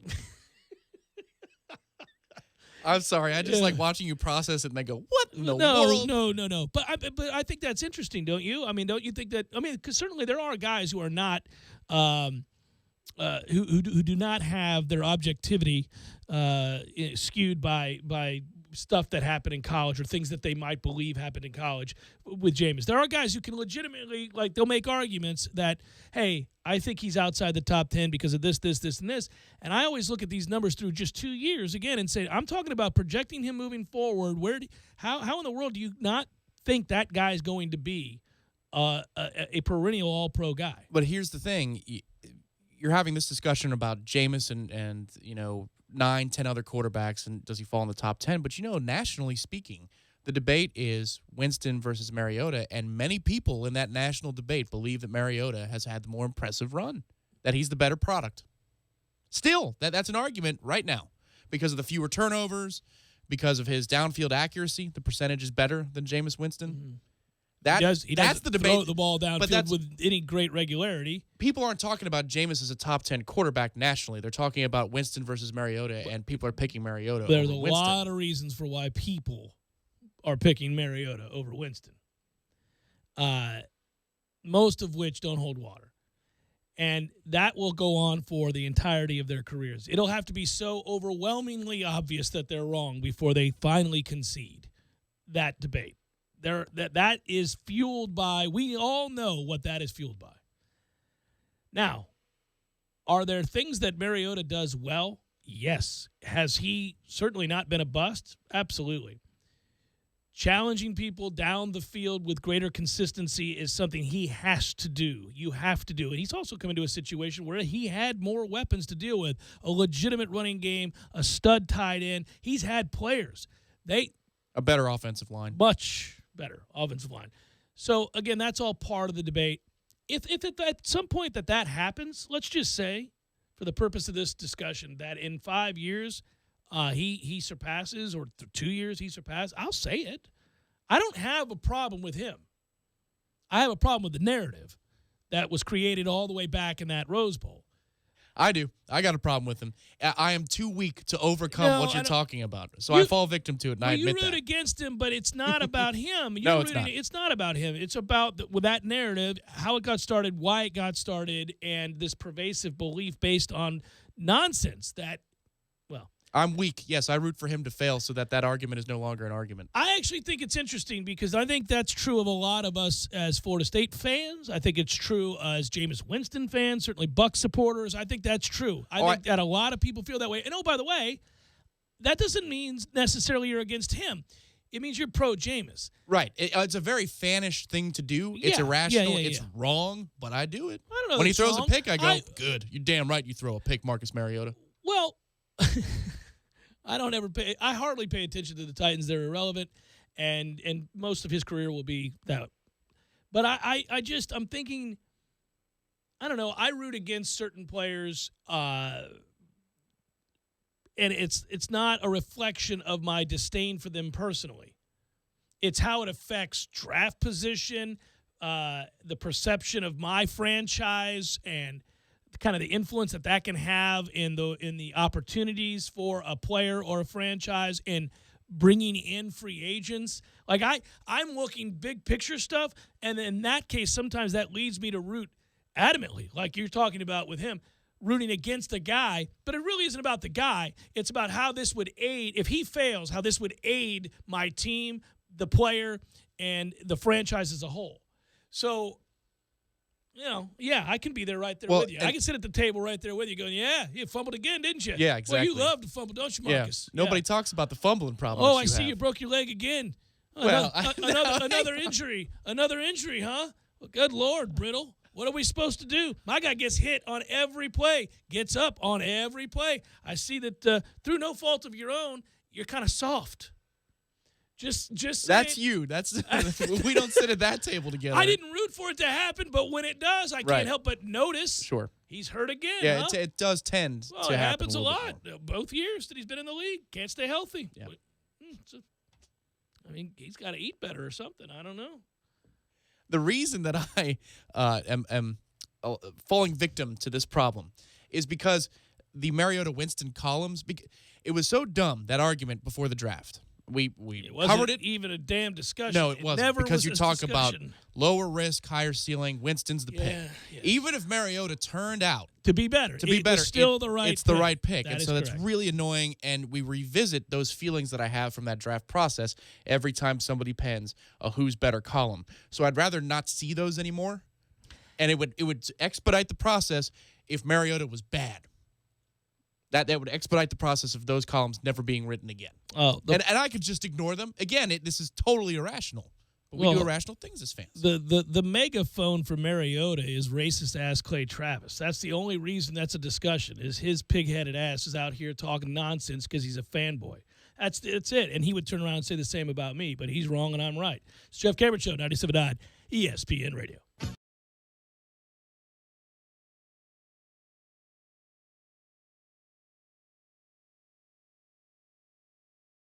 When you're in need of auto repairs, look no further than Nice Tire and Auto Service. Nice has been in business for 16 years with long-term, knowledgeable sales associates. They have the latest wheel balancing machine in the industry. And for passenger vehicles, they service AC, brakes, suspension, tune-ups, and much more. Never sit through a long wait. Nice Tire and Auto has 10 service bays to get you back on the road quickly. If you have tire problems, check out their large inventory with various Goodyear and Michelin tires. Nice Tire and Auto Service, 4792 Bluntstown Highway, 574-4100.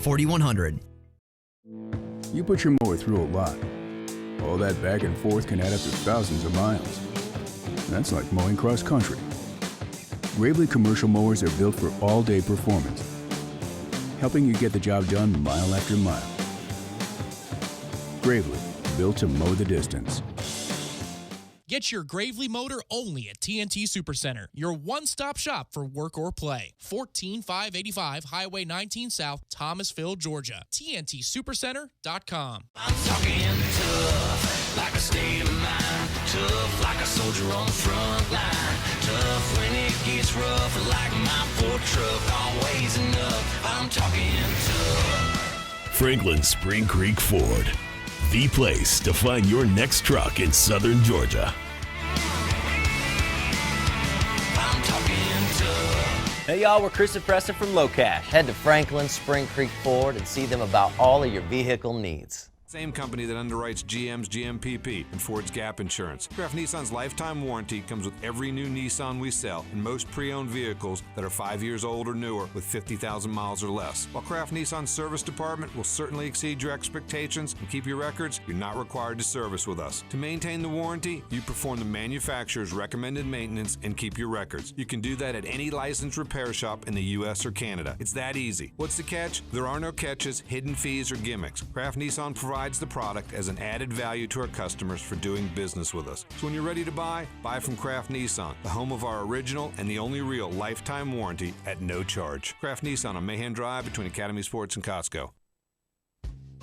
We lead busy lives. That's why Superlube offers quick and convenient service with no appointment necessary at any of our 19 area locations. And remember, Superlube offers a free top-off service between oil changes, checking and topping off fluids, and tire pressure. But did you know that right now when you buy one wiper blade, you get one free, just in time for Tallahassee's rainy season? Superlube it every 3 months or 3,000 miles. How I love to Superlube my car, yes sir! Hi, I'm Pastor Richard Ledford. I want to invite you to join us at Restoration Place, Tallahassee, this Sunday morning at 9:30 a.m. or 11:30 a.m. We're located just north of Fred George on Monroe at 3881 Monroe Street. For more information, check us out at myrpt.org. That's Restoration Place, 9:30 a.m. and 11:30 a.m. See you there Sunday morning. If you're struggling to pay or haven't been making your student loan payments, listen carefully to this urgent alert.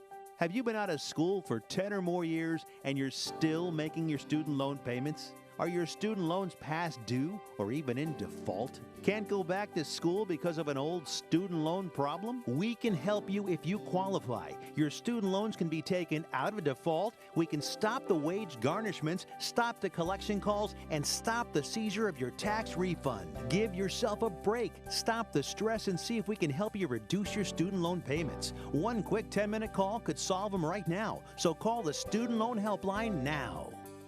800-419-2201, 800-419-2201, 800-419-2201. That's 800-419-2201. This is a fee-based document preparation service to help you access free government programs. Call for complete details, not available in all states. Today, there are over 47 million Ford vehicles on the road, rolling on over 188 million tires. That's a lot of rubber to trust to anyone other than a hardworking specialist at Ford Service. No one knows your Ford better than Ford and Ford Service. Get a $140 rebate by mail on 4 select tires when you use the Ford Service credit card at the Big Tire event. Subject to credit approval, rebate by prepaid debit card. Other tire manufacturer rebate or offer cannot be combined with Ford Service credit card rebate or offer. See your participating Ford dealer for details through 6/30/17. What does Advance Auto Parts have to offer? Plenty. Like a rewards program called Speed Perks that gets you $20 off your next purchase when you spend $100 or more. What doesn't Advance Auto Parts have to offer? A reason why there's a supermarket employee there to help you, even though it's called self-checkout. So forget figuring out the produce code for apples and check out Advance Auto Parts rewards program Speed Perks and get $20 off your next purchase when you spend $100 or more. Advance Auto Parts. Let's get you back on the road. See an Advance team member or go to speedperks.com to sign up. You're locked in with the Jeff Cameron Show on 97.9 ESPN Radio.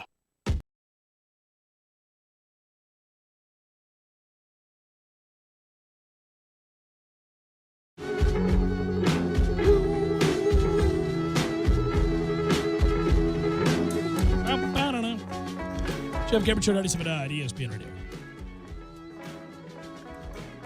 Yeah, we good ought to be the pre-snap emergency, let's hike the ball right now, go-to for Jameis at all times, because it cracks me up. It happens a couple of times a year. He doesn't use it all the time. It's usually when he's caught you in a mismatch, and that's your ass. And it is, we good, let's go.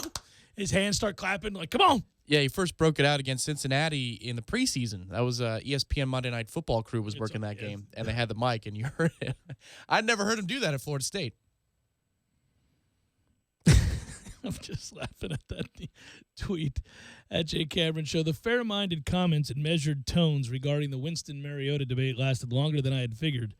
Hashtag, then the dam broke. Hashtag a-hole. Well, Mario, are you referencing my celebratory tone regarding yet another injury for the brittle starting quarterback? Jameis Winston's thrown a ton of interceptions. Just look at this kid. This is going to be a fun year. He could have thrown 50 interceptions. I watched the film. Did he say 50? I forget. I thought he said 60. Did he really? He said some dumbass thing. My favorite was the pro day. He was there with Kurt Warner. He was all, huge. I didn't realize how big Kurt Warner is. What you find, and this is true of professional athletes, I know you know this, in general, they're all a lot bigger than you realize. Like the guys that are comparatively small in the NFL at quarterback to the people around them, but then you meet like at a restaurant somewhere, that's a big bitch. He's not like a small guy. You know, there are a few exceptions, Russell Wilson being one of them. But for the most part, that guy that looks small around the land of giants, when you see him in the mall, he's a big dude. Yeah, it's the shooting guard that you see, and right? That, who's stop the press. It's 6'3.5", 220 pounds. But he looks like a midget out there, right? Yeah. No, it's true. It's funny that way too when you see these guys now. You know, a guy that isn't very big, and why I don't think he's going to have a great future in the NFL, but I'll root for him, is DeAndre Francois. He's not that big a dude. And there are a lot of other reasons why I wouldn't project him to be starting in the NFL. But I don't care about that. That came up yesterday, and some people have emailed about that, about my dismissal. Corey thought he was going to be an NFL quarterback. I said, get out of here with that nonsense. But here's the thing. I don't care about that. I mean, I root for all the guys. If that's their dream, I hope it happens. If they're good kids, represent their university well, play hard, do what the right thing is, and we root for you to succeed, of course. But just projecting, looking at what he brings to the table, he's got accuracy issues, and he's 6'1". Well, that doesn't translate to the league very well. Yeah, to put a quick bow on it, with Mayock, he was here on Pro Day, and he made this long appeal that if you believe that Winston and Mariota are similarly talented, then you take Mariota because of the off-the-field concerns. And then the reporter, who was stationed in Tallahassee, a field reporter, said, "Well, okay, so are they similarly talented?" And he goes, well, that's the question. He couldn't bring himself to do it because the truth hurts. Yeah, that was really weird too. But I say that all the time. You hear it in people's voices. You know where they stand, and you know what they believe, even in the absence of facts. That's what they believe, and you can hear it in their tone when they broadcast a game involving him. You can tell in the first 5 minutes that the color analyst, who oftentimes will be a guy you hadn't heard from, let's say if we're on the West Coast, and maybe it's a former offensive lineman or a former fullback from New Orleans or something like, all of a sudden you'll hear like, oh, he's clearly of the camp that I don't know what happened there. I don't care. What I know is this is what this kid is right now, because they'll talk about it from the jump. And then the others, you can hear it in their tenor. You're like, oh, this is going to be a long day. He's going to be really, really, really slow in complimenting and coming around on the big throws. Well, who was the guy that Cowherd used to have on? He used to have the guy the film guru that he would have, an NFL guest. I forget what that guy's name is. It escapes me at the moment. But the point is, in the beginning, he was not in Winston's camp. He would, write the articles. Cosell. Yes, Greg Cosell. Mm-hmm. Yeah. Mm-hmm. And he would bring up the reasons why you don't want Jameis, and then Cowherd had him on about a month ago before the draft. He goes, well, in reviewing the film, I think this is the quarterback. This is the quarterback you want to take. Yeah. Thank you for looking at the film, bothering to turn it on, spending some time with it, and then noting, oh, that's different. Oh, that all translates. And in his subsequent works, in which he breaks down what Jameis brings to the table, he's a fanboy.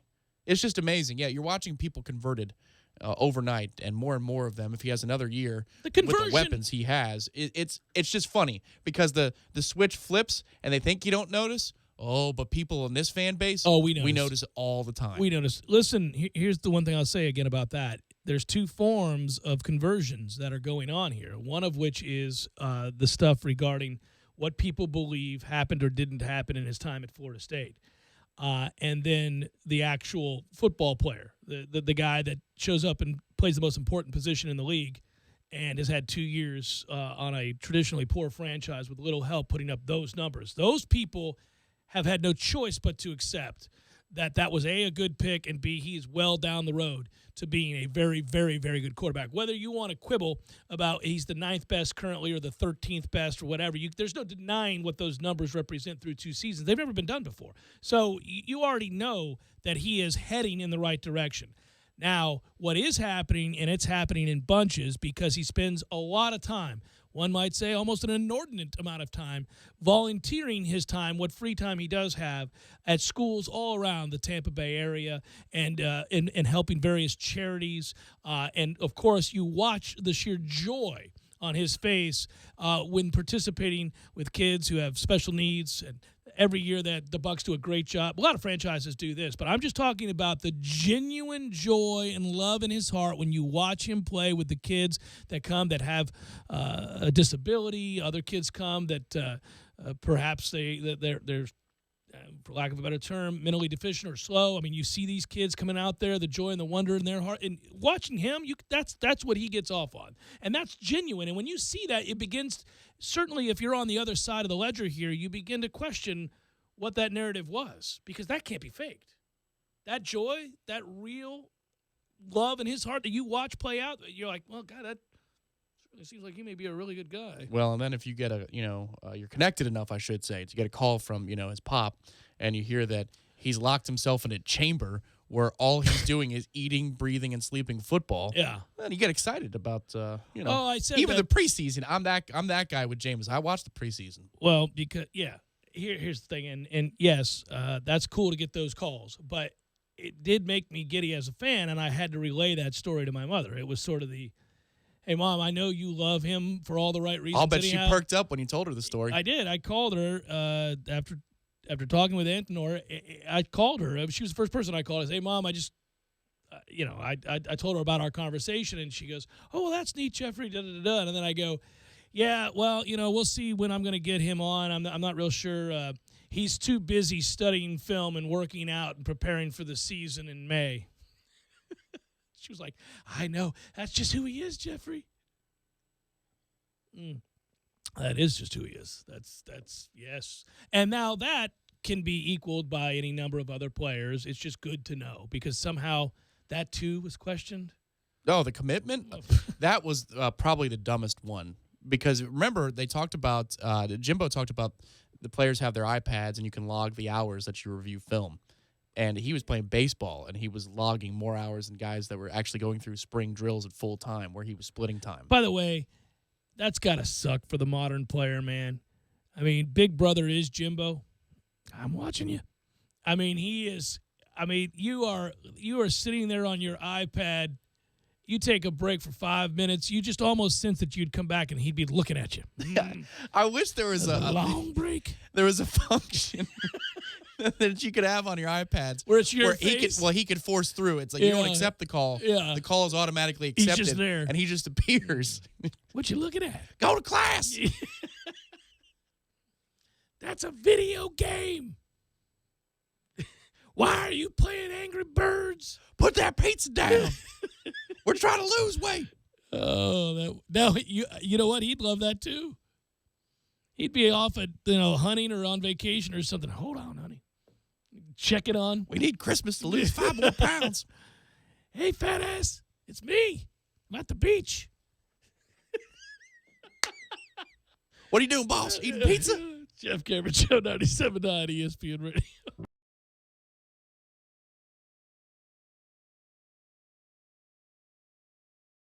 When you're in need of auto repairs, look no further than Nice Tire and Auto Service. Nice has been in business for 16 years with long-term, knowledgeable sales associates. They have the latest wheel balancing machine in the industry. And for passenger vehicles, they service AC, brakes, suspension, tune-ups, and much more. Never sit through a long wait. Nice Tire and Auto has 10 service bays to get you back on the road quickly. If you have tire problems, check out their large inventory with various Goodyear and Michelin tires. Nice Tire and Auto Service, 4792 Bluntstown Highway, 574-4100.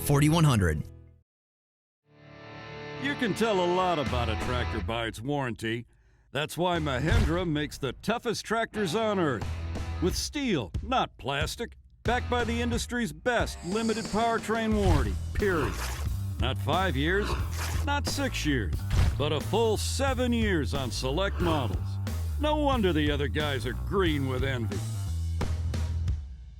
No money down, 0% interest, and no payments until July. Available at TNT Supercenter.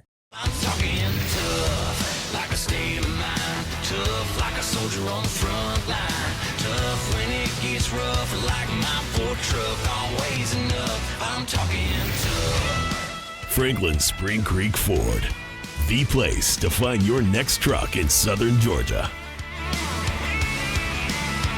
I'm talking tough. Hey y'all, we're Chris and Preston from LoCash. Head to Franklin Spring Creek Ford and see them about all of your vehicle needs. Genesis, you name it, they got it at Games for Less. Games for Less, the Super Walmart Shopping Center on Appalachia Parkway. Give them a call today at 850-219-3535. That's Games for Less. Parker Brothers Roofing says don't play games with your roof. Protect your home and your family.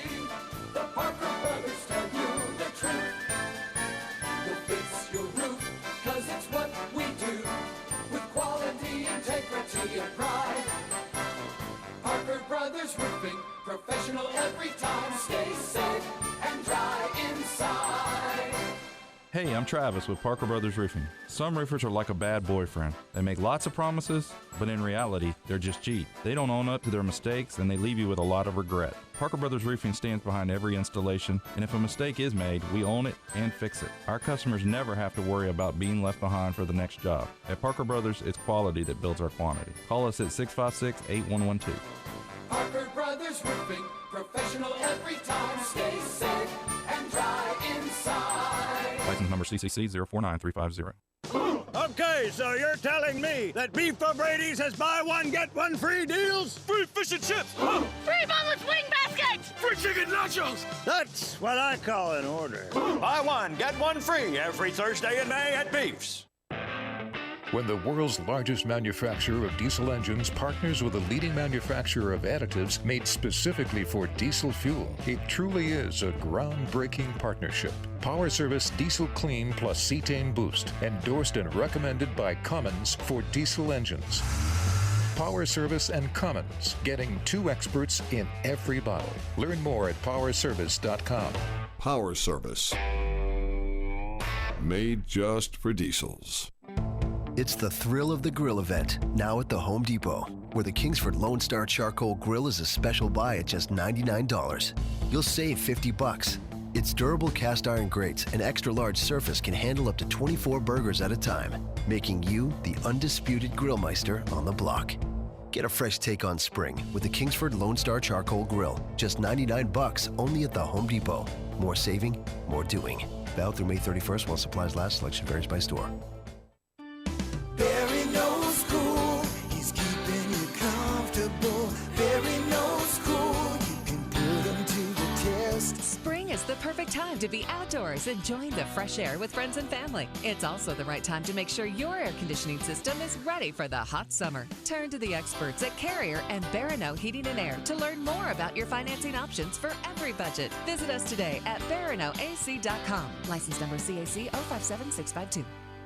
If you're looking for a heavy-duty utility tractor at a compact price, look no further. The Mahindra 41-horse 4540 is the one for you for only $11,995. Pound for pound, horsepower for horsepower, the Mahindra 4540 tractor can push more, pull more, and lift more than any other tractor in its class. Hydrostatic power steering, industry-leading, zero-deductible, 7-year limited warranty. TNT and the Mahindra 4540 tractor making the competition green with envy. 14585 Highway 19 South, Thomasville, Georgia. 229-228-5297 or online at tntsupercenter.com.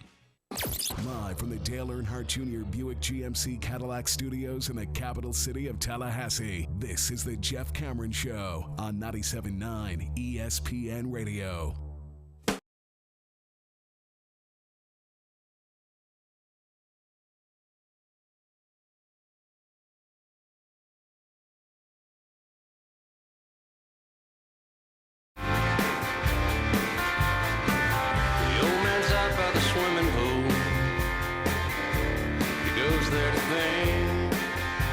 Jeff Cameron Show, 97.9 ESPN Radio, online, ESPNTallahassee.com. Thanks for tuning to it. You can watch us perform it on YouTube. Go to ESPN Tallahassee where you can watch live. Of course, you can always email the program, jcs at 979ESPNRadio.com. Find me on Twitter at JCameronShow.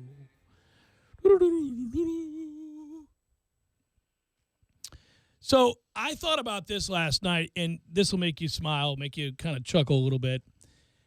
I was coming home from doing the satellite golf show that I do with Trey Jones, the head golf coach at Florida State University. Satellite golf show? That's right. What are you talking about? Beyond the Tips, Wednesday night, 9 o'clock, nationwide. You can tune in on XM 92 Sirius 208 and listen to me and Trey talk golf. And oftentimes it is admittedly about college golf, but it also veers off into the, of course, pro golf world. We've had Brooks Koepka on. We've had Jonas Blixt on not once but twice. Week we had him on, he went on to win, so we had him back, which was fun. And several others, coaches from around the country, swing coaches, all that stuff. Point is, I was driving back on my way home last night, and it's kind of late, and I stopped to get gas. Hate getting gas. You know how much I hate getting gas. I've talked about this. Mm-hmm. But I don't mind it when it's 11-something o'clock and there's nobody there. It's a judgment zone when you get to the gas station. Yes. Yeah. I'm not a big fan. So I'm getting gas, and I'm just kind of and I'm thinking about whether or not I want to. This is a true story. Whether or not I wanted to buy a Gatorade. I was thirsty, and I wanted a beer, but I thought Gatorade would probably be the better option. Right? Powerade, sir, no card. You know, I don't care about that. I like the taste of Gatorade a lot more than Powerade. So I did go in and get one, and in doing so, I encountered a young man who looked forlorn just as soon as I walked in. And I thought, well, that might be because he's working the overnight at a gas station. I would be in perpetuity, just sad. So I walked in, and I thought that's what I thought it was. And so whatever. No, young man, I'm not here for the register. You know what's funny? They whip their head around quick. Anytime post 11 and you're the only guy walking into a store, they're like, oh, because they got to size up whether or not they should grab the gun. So stand down, sir. Yeah. I'm merely looking for a sports drink. I'm just buying a sports drink and heading to the hizzy. So I walked over and went to pay for said sports drink, and I said, "How are you?" And he go, "I'd be better if Washington would have won tonight." And I said, "You're a hockey fan?" And he said, "Yes." And I said, "Well, then surely you're used to the Caps doing exactly what they did." And he didn't laugh. And then, really? No, you heard him? I heard him a little bit. Oh, no. And I, was stunned that at the Circle K, my man is a hockey fan. And then, B, that it really did hurt him to his core. And I went, oh, I'm sorry, man. Seriously, you, really care about the Caps. He's like, every year. It was He's forced to work the overnight after they blow another Game 7. Yeah. Where they dominate the first 40 minutes and they don't score a goal, and everybody felt it. They knew it was coming. Yeah, so they lose that game 2-0, and, it's just another in a long line of losses for them, and it's why they're never taken seriously, even in the midst of a regular season where they have identified themselves as one of the best two teams in all of the NHL, because that is a perennial problem. They do it all the time. And so, anyhow, this story is less about being a fan of a particular hockey team or the NHL and more about disappointment and when you reach that place of being bereft of hope. And I saw it last night in all of its twisted ways, and I could just see the dread on his face now that the offseason has started. I mean, you got to do this again. And the worst part about not having won, not having broken through in those moments, is that you have that offseason, but you're also cursed by next year's regular season because it doesn't matter. It's been rendered irrelevant. It's like before Bowden won the national championship in '93. At that point, he had done everything there was to do except for, win a championship. So once that happens, as a fan, for the rest of your life, you can say, well, we broke through. We got it done. You and I still feel the effects of that Super Bowl victory from 2002. Sure. It's 15 years ago, and I still kind of go, well, at least we have a Super Bowl championship, and I saw it and remember it and all of that. Got to celebrate it, and that doesn't go away. And for all those people who don't have it, say like Detroit and teams like that, that hurts. Minnesota, Detroit, Cleveland, all these teams, that's brutal. Next year, the Caps could be one of the best teams in hockey again. They won't win 50 games it won't, in the it regular doesn't season. make a bit of difference. That's the worst kind of curse or albatross around a fan's neck because, and I saw it last night, the culmination of all of those years of being great and coming up short in spectacular fashion in Game 7s, time and again, even hosting Game 7. Yeah, they're 4-11 now in Game 7s as a franchise. And it's against their nemesis, too. That's what makes it worse. It's just always, and he knew it, and I didn't know what to say because I think you get to a point where there isn't anything to say. Yeah, except that you got to do it. Either you do it or you don't. It's almost better to blow it up at that point, when you're that fan.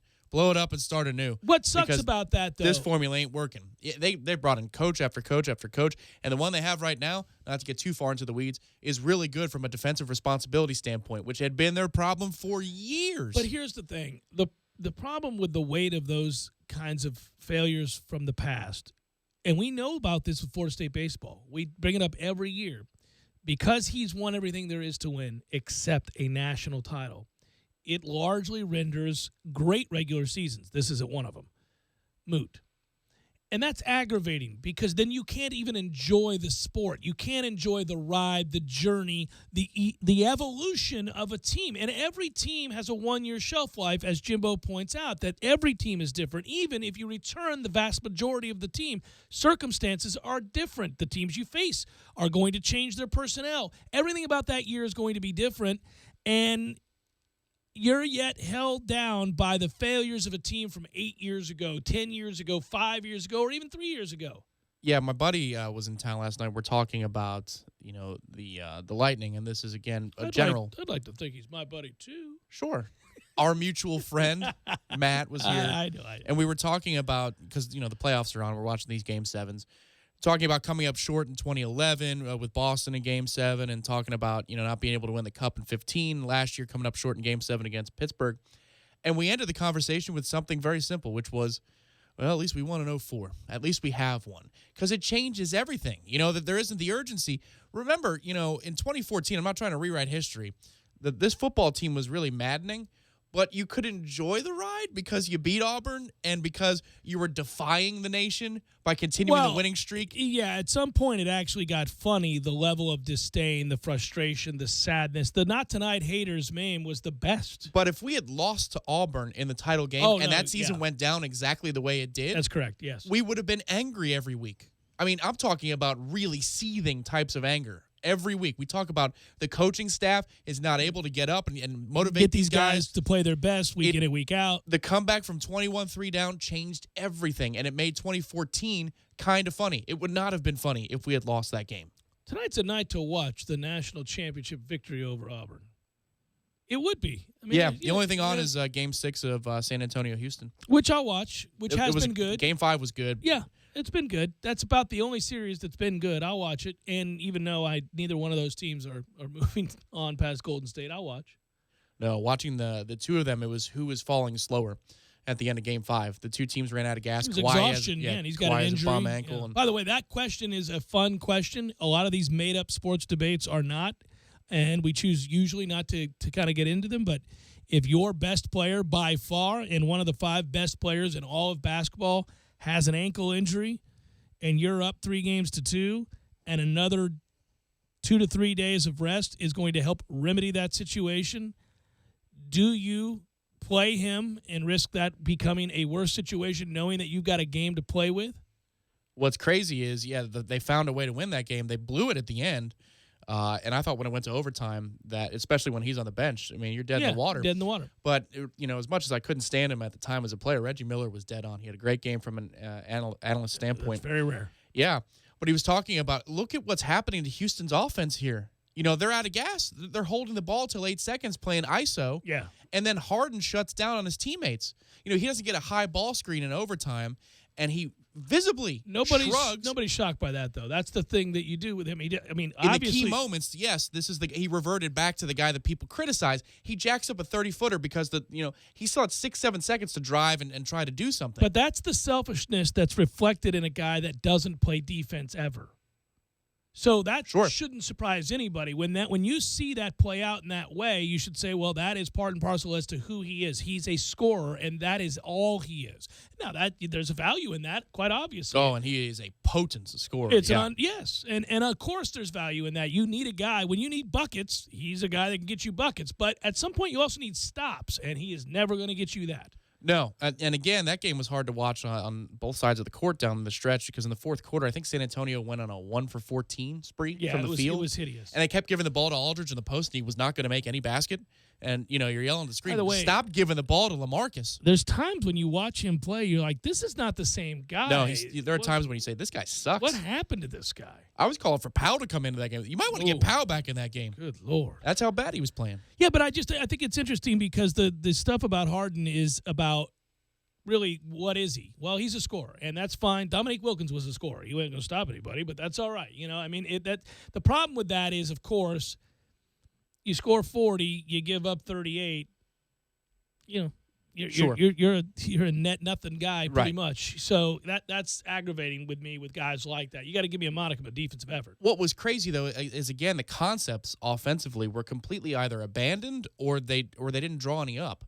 because of so many I'm talking about awful shots. Yeah. And then he holds the ball for, forever in a day, which is not what they do. They came out of what they did. He played 42, 43 minutes, whatever it was. But good God, that was a really tough overtime to watch. He turns the ball over twice, and then it was fitting. The way the game ended was completely fitting that Ginobili made the block from behind. Which is awesome, by the way. He channeled his younger Summoning the effort from 10 years ago. I think he was 19% from 3 in the playoffs entering that game, and he hits a couple of huge shots. You always see that with the old guys Yeah. that have been great at one time. They have it in them for a game, for a night, for a moment, for a quarter, for a possession or two. You can see it. You're like, oh, that greatness is still in there. It's just the body doesn't usually respond in the way that they need it to. He was a better player. He hadn't diminished completely at the time. But remember Game 6, the finals a few years ago, and Ray Allen's open in the corner? Oh, yeah. When he travels.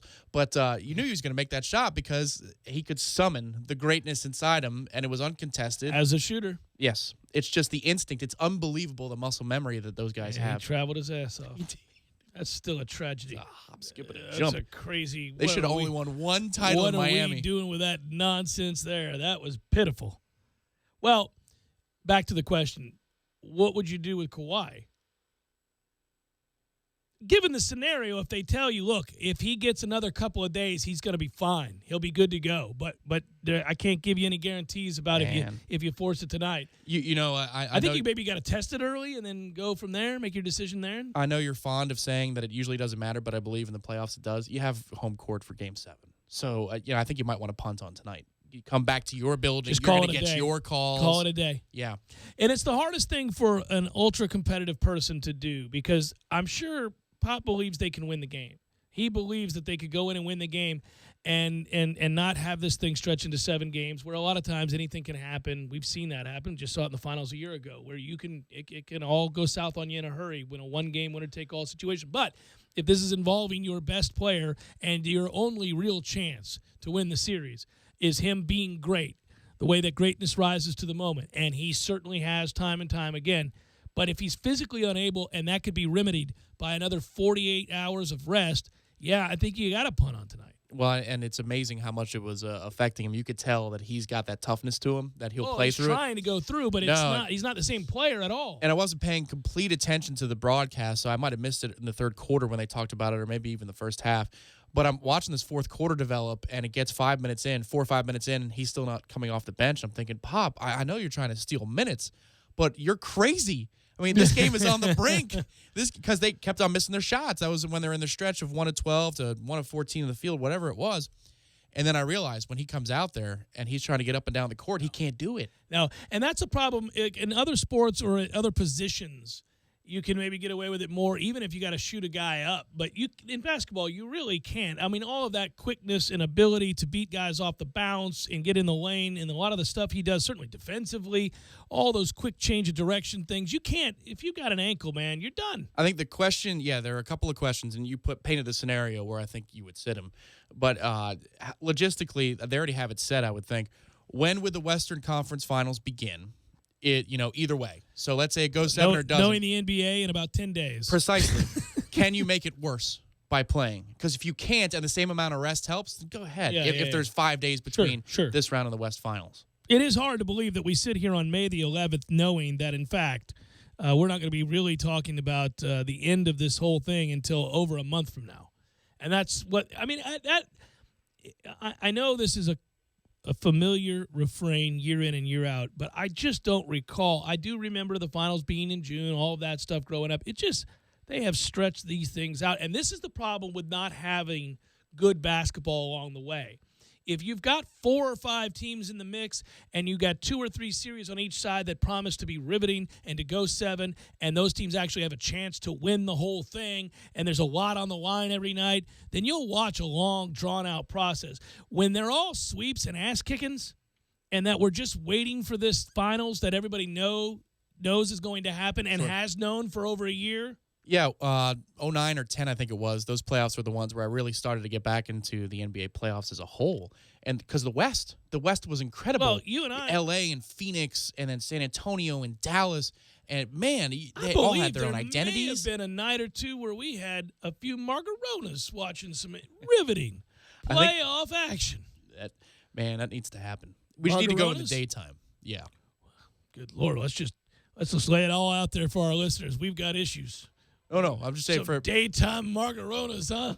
Just for safety purposes. You don't want to get shot. Oh, that's true. That particular place that has the very best margaritas, and they're not even close. This is not a sports topic. Let's move forward. Final hour, forthcoming.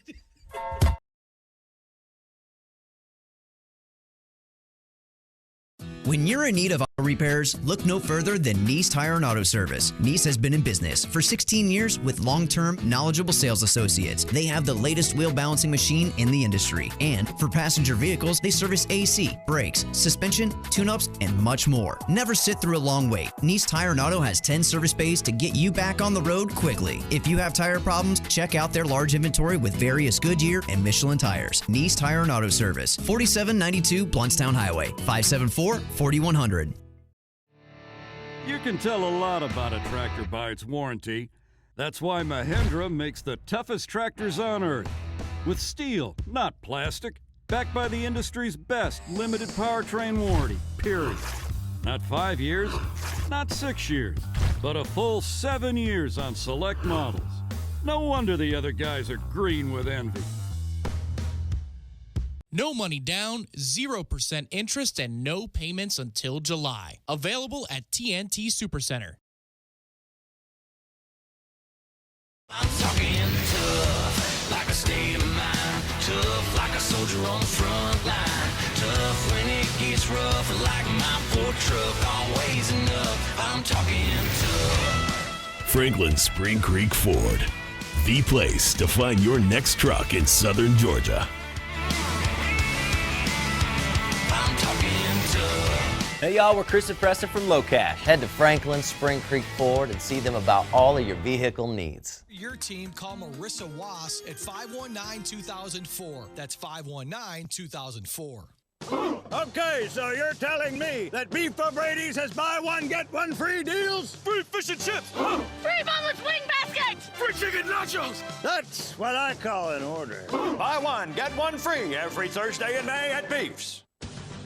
Shot, sight, rebound, score! The playoffs are here. The Corner Pocket is your home all spring long for all the heart-pounding moments in the NBA and Stanley Cup playoffs. It's held in a shot, safe, rebound, The Corner Pocket on Appalachian Parkway next to Earth Fair is your headquarters for FSU and Major League Baseball. Trivia Tuesdays, Beer Bingo Thursdays, and of course, all the moments you'll never forget. For the championship! The Corner Pocket Bar and Grill, 2475 Appalachian Parkway. Tallahassee loves the Corner Pocket. The Home Depot has a fresh take on a timeless classic. Right now, get big, beautiful 1-gallon knockout roses at a special buy, just $7.88 each. They're disease-resistant and drought-tolerant, and they'll bring a backyard back to life in a single afternoon. But you better hurry. Roses may be timeless, but this low price won't be. Get a fresh take on spring with 1-gallon knockout roses now just $7.88, only at the Home Depot. More saving, more doing. Selection varies by store while supplies last. Mother's Day is this Sunday, and Kohl's has that perfect gift for mom. Make baking easier with a KitchenAid Artisan Stand Mixer, $319.99 after mail-in rebate. And add some fun to Sunday brunch with a Cuisinart Waffle Maker, just $59.99. Plus, take an extra 20% off sale prices when you spend $100 or more. And everyone gets Kohl's cash. Earn it on everything, spend it on anything. This Thursday through Sunday at Kohl's. 20% off are valid May 11th through 14th. Some exclusions apply. See store or kohls.com for details. Okay, so you're telling me that Beef O'Brady's has buy one, get one free deals? Free fish and chips! Free boneless wing baskets! Free chicken nachos! That's what I call an order. Buy one, get one free every Thursday in May at Beef's. Chris Kraft for Kraft Nissan. Our lifetime warranty is a game changer for buying cars in Tallahassee and Thomasville. You already know it extends the factory powertrain for unlimited time and unlimited miles. But here are the facts. Kraft Nissan's lifetime warranty is backed by Great American Insurance Company, an A-rated company that was founded in 1872 with billions in assets. The same company that underwrites GM's GMPP and Ford's Gap Insurance. Kraft Nissan's lifetime warranty comes with every new Nissan we sell and most pre-owned vehicles that are 5 years old or newer with 50,000 miles or less. While Kraft Nissan's service department will certainly exceed your expectations and keep your records, you're not required to service with us. To maintain the warranty, you perform the manufacturer's recommended maintenance and keep your records. You can do that at any licensed repair shop in the U.S. or Canada. It's that easy. What's the catch? There are no catches, hidden fees, or gimmicks. Kraft Nissan provides the product as an added value to our customers for doing business with us. So when you're ready to buy from Kraft Nissan, the home of our original and the only real lifetime warranty at no charge. Kraft Nissan on Mahan Drive between Academy Sports and Costco. Broadcasting live from the Dale Earnhardt Jr. Buick GMC Cadillac Studios. This is 97.9 ESPN Radio, WTSM, Woodville, Thomasville, Tallahassee. Tallahassee Sports Center. I'm Lee Gordon. There are planners, and then there is Notre Dame. The Irish and the ACC announcing the football schedule lineup today through the 2037 season. Florida State will host Notre Dame in 2026 and 2029. The Noles returning to South Bend in 2030, 2032, and 2036. The Clemson Tigers will visit the White House on June 12th. Dabo Swinney says he will not take offense and will not penalize any players or staff members who decide they do not want to go to the White House. 3 Illinois football players are in trouble with the law today. They've been arrested on charges of home invasion and armed robbery. And the New England Patriots have issued an unrestricted free agent tender to running back LeGarrette Blount. The deal means the former Taylor County star, if he remains unsigned past July 22nd, can only play for the Patriots in 2017.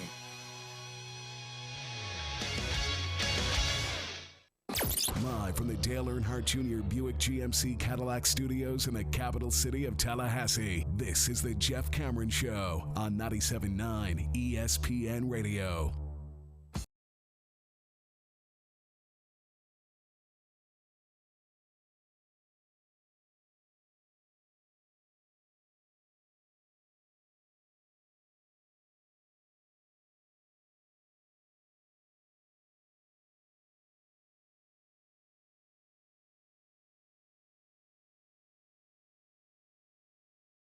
Final hour of the Jeff Cameron Show, at least for today. Thanks for tuning to it. I'm Jeff. That's Tom. We're online, ESPNTallahassee.com. That's where you go to listen live via the streaming free. Always. Don't miss anything. But if you do, know that we got you covered. All 3 hours going to be posted both on iTunes and in our own audio vault. That's upon the conclusion of this here program. Every evening, we do that for you.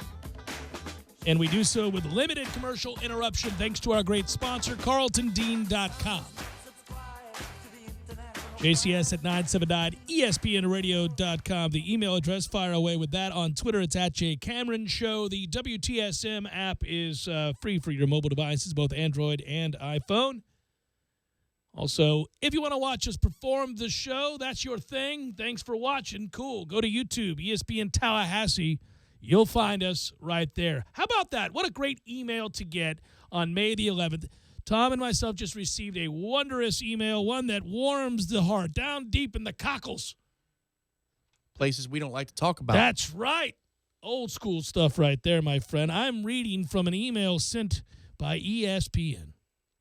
The subject, college football, ESPN Radio 2017-2018 regular season schedule.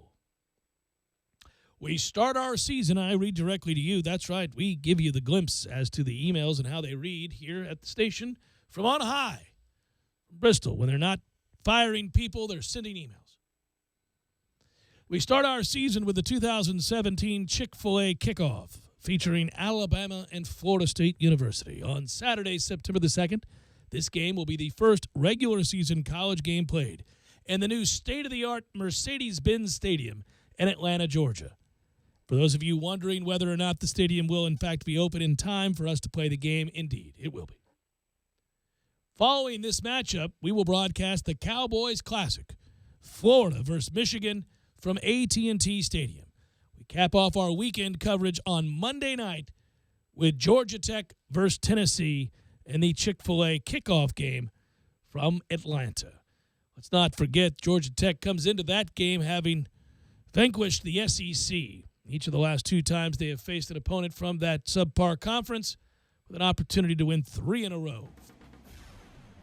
Other schedule highlights include 6 games featuring a 2017 college football playoff team, Alabama, Clemson, Ohio State, and Washington, 20 of the preseason top 26 teams, according to ESPN's FPI, everybody's favorite measuring stick. 2 premier games at the Horseshoe featuring Oklahoma, Ohio State, and Michigan State, Ohio State. The Tiger Classic on October the 14th, 4 USC home games, including 3 against Pac-12 conference opponents. Florida, Georgia at Everbank Field in Jacksonville. A trio of games during rivalry weekend and 3 championship games. The Pac-12, the mighty ACC, and the middling Big 12. It's a very accurate email. They sometimes infuse these emails with their personal opinions. And many high college football playoff impact type games. Our lead play-by-play team returns for yet another year. Bill Rosinski, David Norrie, and Ian Fitzsimmons combing the sidelines. That's from Peter Serburgis and affiliate sales regional manager, ESPN Radio. For technical assistance, dial 888 option 5. So is this the ESPN hold music? Yeah, this is what you get. Yeah, just over and over and over again. Mobile number. You'd be upset if I gave that out. Whoa. Mobile number. Yeah, so anyhow, that email did come in today. It's a good email to get. Alabama, Florida State, just weird to look at it, right? It's atop the letterhead as we look at the college football playoff on ESPN Radio. Florida, Michigan, Saturday as well. Obviously, a lesser tier game, those 2 teams. Well, you got to cover it because Florida's playing an out-of-conference opponent out of state. So that needs to be covered and documented. First time in 104 years. I made that up. Georgia Tech, Tennessee on that Monday. Stanford and Southern Cal 5 days later. And then Oklahoma, Ohio State also 5 days later. Then right after that, it's Texas and Southern Cal. Woo! Hey, there's a battle of uniforms. What are we doing here? Once proud programs. UCLA, Stanford. TCU, Oklahoma State. Clemson, Va Tech. Dun, dun, dun, dun. You think USC has to start out when they play Texas by giving the ball to Lendale White? Just, for old time's sake. Old time's sake. One of the greatest national championship games ever played if you don't care about defense. The coolest part was we stood in that end zone. That's where KB caught the touchdown, where Vince Young ran in. And everybody and their brother knew exactly what was going to happen. This will not be an actual football play. Vince Young wouldn't understand that. Roll him out and tell him to run. Oregon and Washington much later in the year. Good times, man. Remember the gentleman we sat next to at the Rose Bowl for the BCS title game, and he said he's covered every one for the last, 15, 20 years? I do. And he was talking about it because we saw him on the field. We waited up there while the media got into a huge mosh pit for no reason. No reason. With 5 minutes to we go. We actually had an opportunity to then go down on the field and talk with Lawrence Dawsey. We did. Yeah. Also came across the gentleman who's covered all these Rose Bowls, and he said it's crazy. That's the same end zone that Vince Young scored the deciding touchdown in one of the great Rose Bowls. That guy has a wonderful affinity and just locked-in memory for that end zone. He could probably tell you all the big moments of that end zone. Sure, like Mike Hogwood on Raycom, and his love for Raycom. Shabbily dressed is Mike Hogwood. It's akin to this gentleman and his love for covering the Rose Bowl. One time I was working for Raycom, begins every Mike Hogwood story. I was doing a Raycom game. Where are you, Mike? Yeah, in the on Tobacco Road. It was actually basketball in Tallahassee, and I refused to move my seat. And this short, bald guy, who I guess works for the Democrat, was enraged, and he gave me the front end of the business. It was awful. You guys ever see Fight Club? Yeah, I can imagine Hogwood telling that story. You just couldn't have written it better when we went up there in 2012, and he had the briefcase with stuff coming out of it. All right, so he's a legend, a Raycom legend be it, but a legend. And I will tell you that if you recall, that was my sciatic nerve issue, whatever the hell was going on with my back at the time. It was awful. And we drove that That's right. that trek up Yet there. and you I wouldn't was give up the wheel. No, I a wouldn't driver give the to wheel. the end. That No. should be on your tombstone. Driver to the end. Drove myself to this here gravesite. Anyhow, I don't know. Until we started working out with Bill and all the fine folks over there at Peak Human Performance. And Frequency XP. You're damn right. I had this back issue. Now my nerves and everything else are so strong, I don't have to worry about it. But that said, we drove all that way. I got us there in record time, as usual. Yes. And we get out Google of there. can screw itself. It's like the 10% discount. Well, Google tells you, Maps is going to tell you it takes us 8 and some odd minutes of change, 8 hours and some odd minutes of change. I was like, Tom, please, we will be there at least an hour earlier than Google says. Trust me. And that's without the coffee that the state of South Carolina refuses to provide one. But the ninja Muslims are going to get us. They got you there. Yeah, if you hate Muslims, South Carolina's at your side. But if you love coffee, you're screwed. So there it was. That should be their logo, like their emblem. Well, that's on their license plate. Yeah. We hate Muslims and coffee. So but love fireworks and bad roads. So there it was. We also have a disdain for education. Like, it's just a huge license plate. And as covers the bumper. It's just like, we're proud of that tag.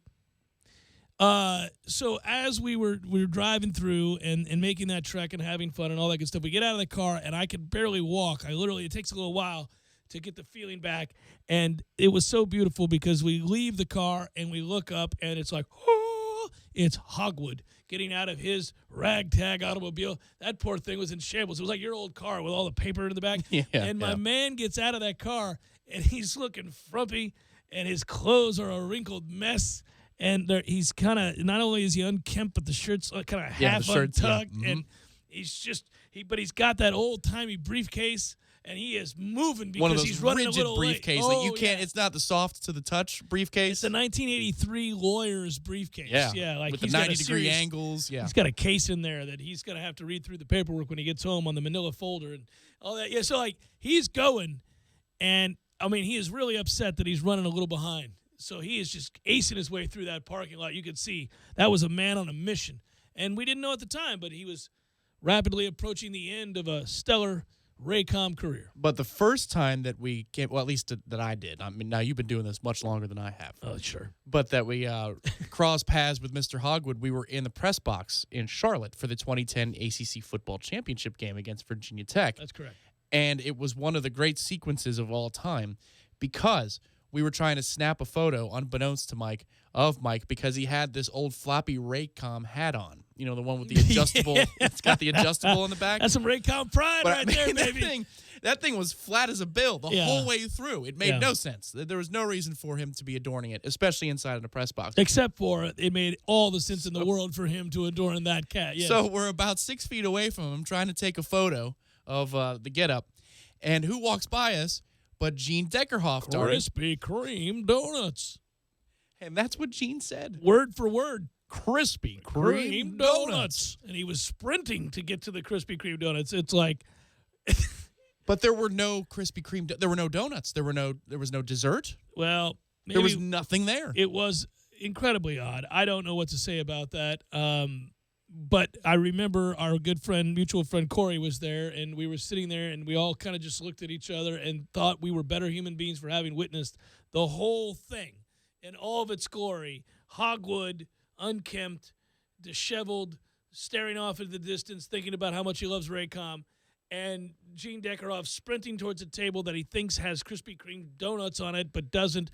But not just going towards that table to get the Krispy Kreme donuts, but announcing it to the entirety of the press box that he's going to get him. It was halfway between a walk and a jog. Yeah, it was, Krispy Kreme donuts. Think about that day was an all-timer. Left to right on your radio dial. That day was an all-timer because Matt Millen broke into our pregame show that day. Freak. And then I sat next to the kid who was covering Virginia Tech, and he was having like the gas cramps or whatever. Remember that? The guy, middle of the game, he's going, oh, God, as we're watching the game. No short of 12 times. And they packed him in that front row. So they had these big swivelly chairs, but you couldn't even move. They wouldn't swivel because they were locked in. They had an overcrowded box. And this guy over here, I'm worried about breathing because I know he's having that kind of pain. We've seen some strange things in the press box. By the way, at Jay Cameron Show, at _Tom Lang, hashtag a-hole. Brent writes, you aren't too far off on that 104 years, Jeff. Last game like that for Florida was 1991 versus Syracuse, and they lost. So to a recruit, it may as well be 104 years ago. That is correct. Yeah, they're not. They won't know what to do when they see Florida outside the state of Florida in a non-conference game. What are we doing here? What has happened? What has happened to your offense? Indeed. It's Jeff Cameron Show 97.9 ESPN Radio.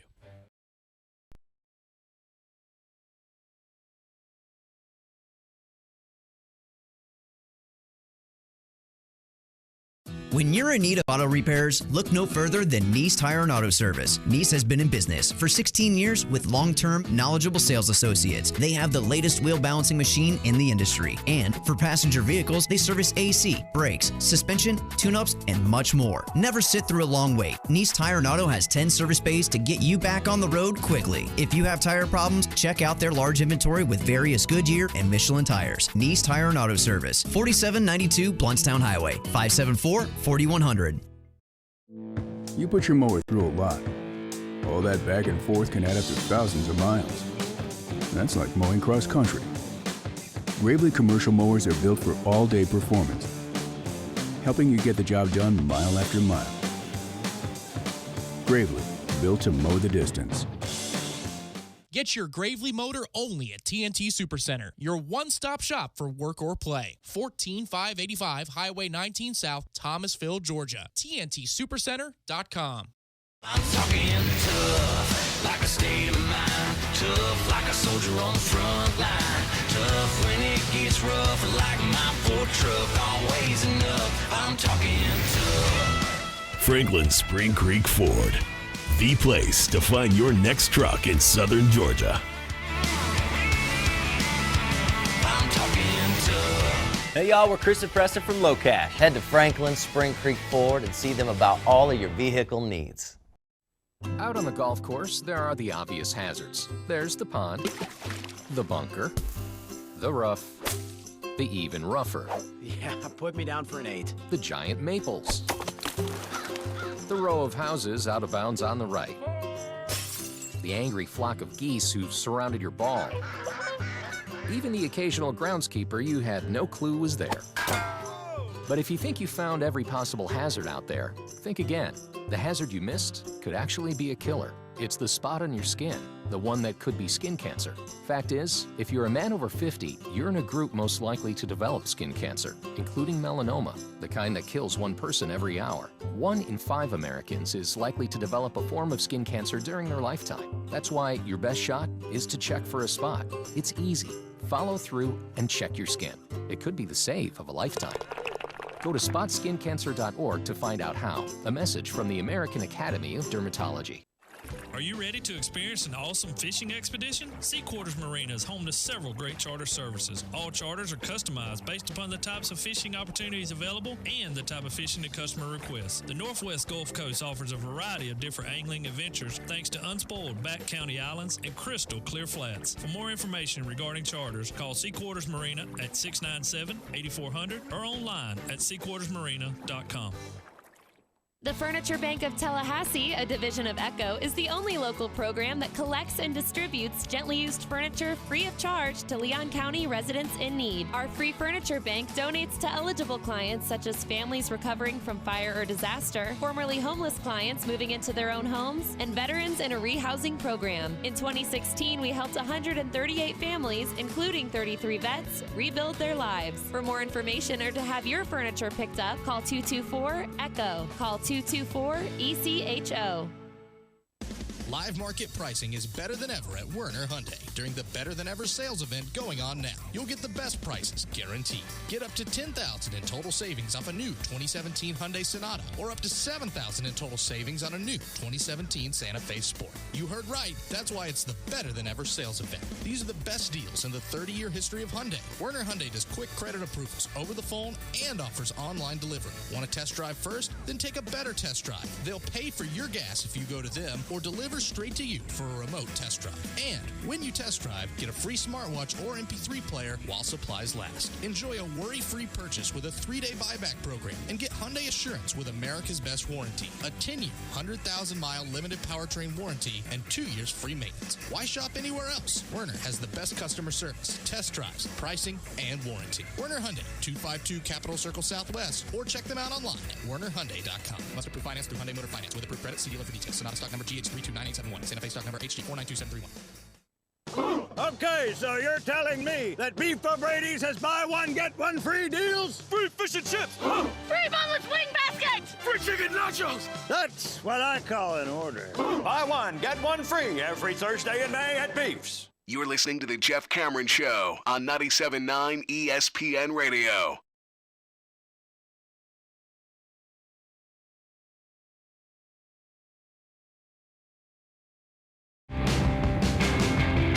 New album coming out, by the way. I heard. Did you see that? Yeah, there was a track I heard on The Loft last week that they don't know if it's going to be on the new album, but yep. I'm pleased. They're back. Yeah, it's good to hear. I was noting that, well, this is an aside, and I take the opportunity to do this not only because they've partnered with us over the years, but just because it happens to, I guess, speak to something that I've rooted for and sort of predicted, maybe not certain elements of this.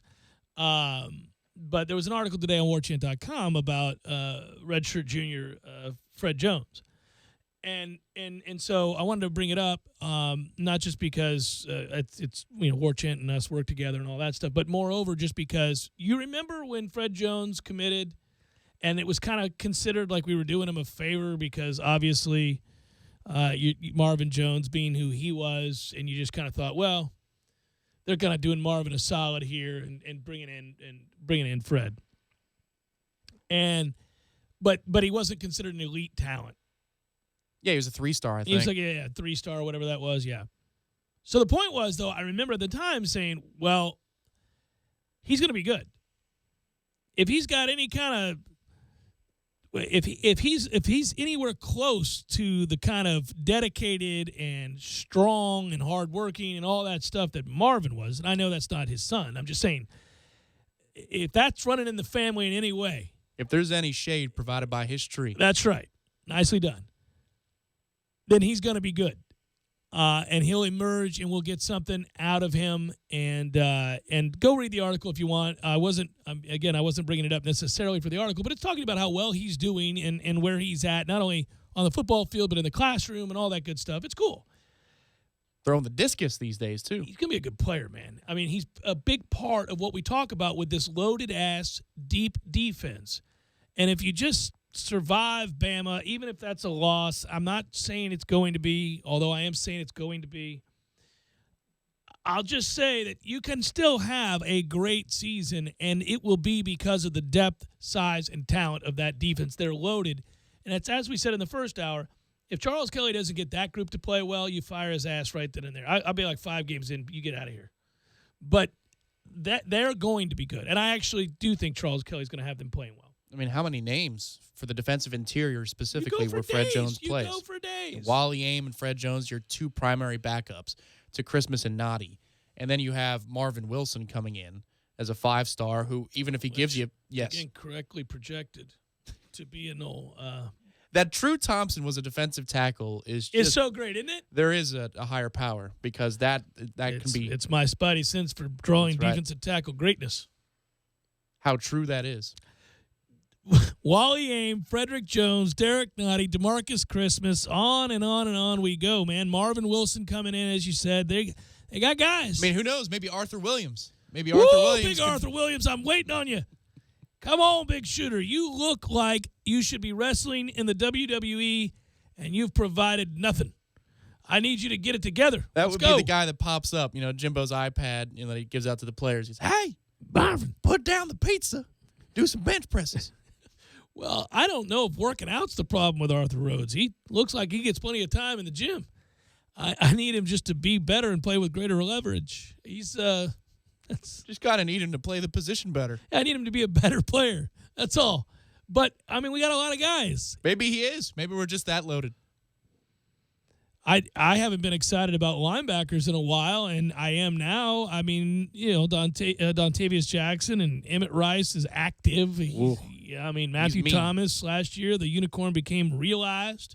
Yes, and that Michigan hit will be on replays for a few years. Is Roderick Hoskins still with us? I believe on he the is. team. That is. I'm not saying alive or dead or anything. I think like the that. answer to both questions is yes. That's unfortunate about the still on the team part of it. I'm glad he's alive, of course. I'm just saying He can trigger downhill. He's not any good. Plays in front of him. We should have other people playing in place of him. But, Emmett Rice does have the disposition of a linebacker that mean we can get behind. Yeah, man. And he's kind of, I don't want to say this. I want to say this in the right way. He's kind of dirty. Like, I love that. I want my linebackers on the edge. I want to think to myself, there's a chance that guy's going to jail for a long time. That's what I want to think about my linebackers. Even if it's not true, I want to feel like that nervous energy, like that guy, he may kill somebody. When I first saw Nigel Bradham come to town, exactly, you yeah. thought, especially with the visor. I mean, he had the look to him. You thought Nigel Bradham could kill somebody. And I thought ended up being a really nice guy, one of the best guys to cover. And Ja'Cory Harris allowed for Nigel to nearly kill somebody. LaRon Bird, yeah. But I think just he wakes wanted up him in the to middle be of the the guy night. that Ja'Cory, you son of a bitch. In the pregame locker room, he's screaming and crying because the voices won't shut up. That's what I need. That linebacker. Yes. Stop. You're like, all right, it's almost game time. He's starting to hear the whispers. That's what I'm serious though. He's I want my linebackers right on the edge. Like, who was it that we loathed but was so good at Florida, who was really dirty, always eye gouging people, ended up playing with the Patriots and a bunch of other teams, linebacker man. for them. That was on the Urban Meyer teams? Hold on a second. No, it wasn't, was it? No. Brandon Spikes. Brandon Spikes. I got to give Ryan credit. He just dropped by the studios, and I was like, yeah, Spikes is who it was. That dude was dirty. Yeah. He was a dirty player, and there was no getting around that. And I also remember saying, I wish he were on our team. There's that. Listen, what did we love? Well, I don't want to start calling people out as dirty, but we've had some guys. Sure. And I always liked them. Defensive players have to be right up against it. Remember that hit that Buster Davis put on Percy Harvin in 06? Yeah. But there was intent to hurt there. Good. Harvin was down. Yeah, good. Screw him. Bad guy. But in retrospect, absolutely. At the time, I thought, ooh, that replay doesn't look well. Well, this goes back. That rivalry has had its moments, and everybody involved in that, like the actual players that you talk to over the years, they can all cite these moments where it's kind of like, oh man, that was a bit dirty, but hey, it's a nasty rivalry. And no, I don't want guys going out there trying to necessarily hurt people. Nobody wants it that. happens, but no, I'm saying like dirty play, like yeah, but. But if Emmett Rice wants to decleat somebody, Well, there are different kinds of decletions. Right? That's not a word. By decapitation, You can hit people in a way that it certainly looks terrible, but is perfectly legal. See Nigel Bradham. And Ja'Cory Harris hanging out your boy. Woo. Anyhow, that said, I do want guys that I have to kind of defend in a bar fight with an opposing fan where it's difficult to defend them, where they bring up incidents about their play and moments where you've said, well, certainly he seemed to have crossed the line there. It just can't be weird like the Clemson linebacker, Bowler. Oh, no, you can't be That's oddly. No, you can't be tickling testicles. I'm talking about actual hits. I'm talking about things. Yeah, that was finger where the sun don't shine. The butt, yeah. It's ridiculous. No, we're not doing that. Coach Cameron would say, hey, we're not doing that. You can cross the line, but not that line. Not that line. It's understood by men competing and all through the ages, whether that be on the field of battle or between the white lines. We're not going there now. Ben, this ain't a fifth grade dance. No tickling. I don't want to have to be the chaperone that gets involved in all of this on our ski trip to Sugar Mountain. Back of the bus, kids. Stop touching each other. I'm saying, let's play ball. Like men. Clothesline his ass. Clothesline him. Take him out. Break his thigh. No tickling. But you can't go to the butt of the balls. What are we doing? It's reprehensible. What's wrong with this generation?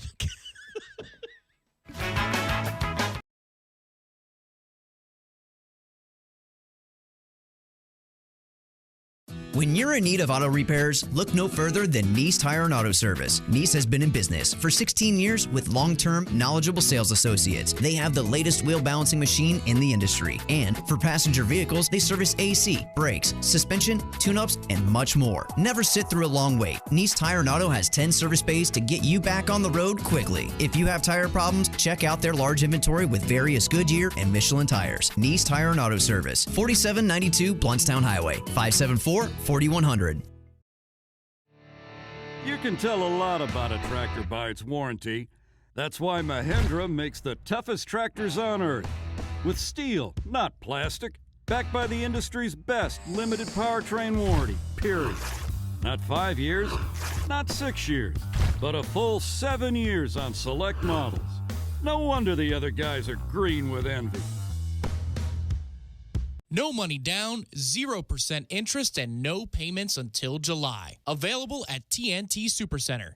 I'm talking tough, like a state of mind. Tough, like a soldier on the front line. Tough when it gets rough, like my Ford truck. Always enough. I'm talking tough. Franklin Spring Creek Ford, the place to find your next truck in southern Georgia.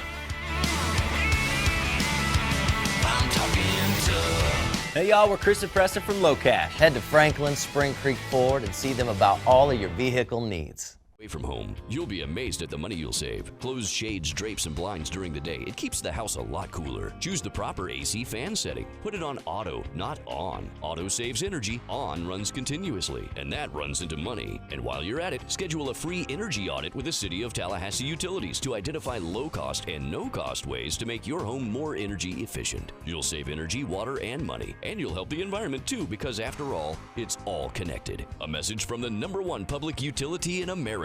Learn more at talgov.com/YOU.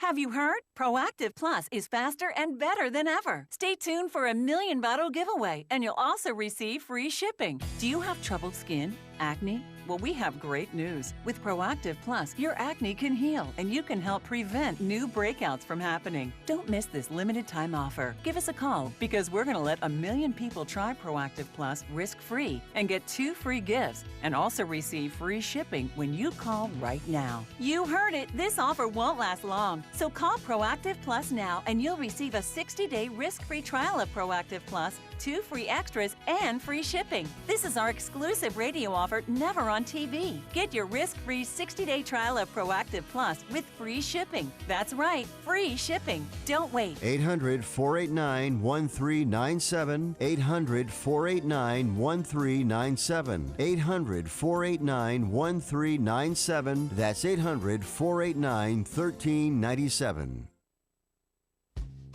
We lead busy lives. That's why Superlube offers quick and convenient service with no appointment necessary at any of our 19 area locations. And remember, Superlube offers a free top-off service between oil changes, checking and topping off fluids, and tire pressure. But did you know that right now when you buy one wiper blade, you get one free, just in time for Tallahassee's rainy season? Superlube it every 3 months or 3,000 miles. How I love to Superlube my car, yes sir!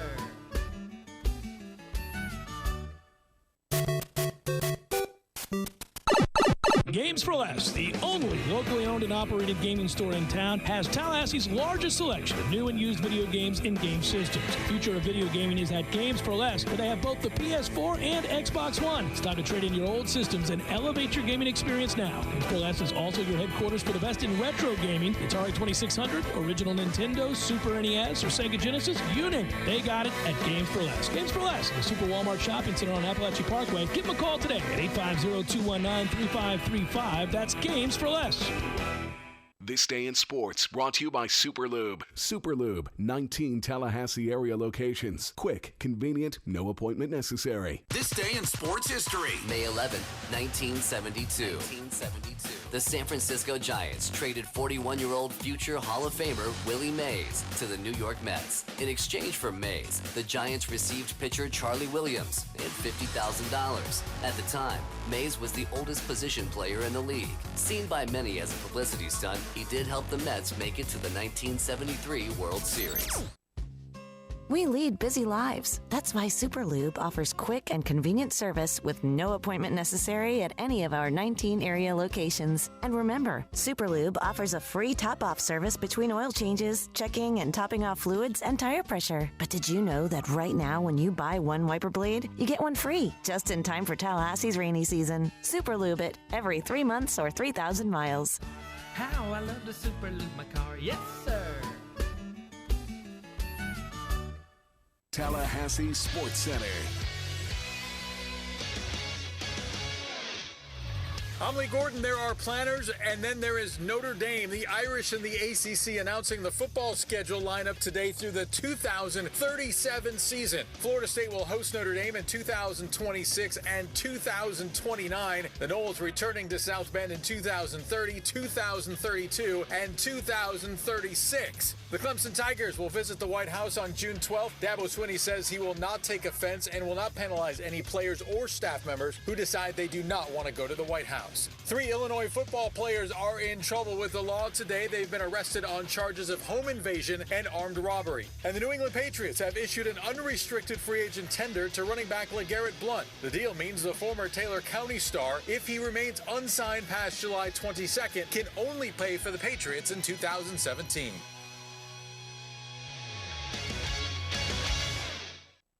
Live from the Dale Earnhardt Jr. Buick GMC Cadillac Studios in the capital city of Tallahassee, this is the Jeff Cameron Show on 97.9 ESPN Radio.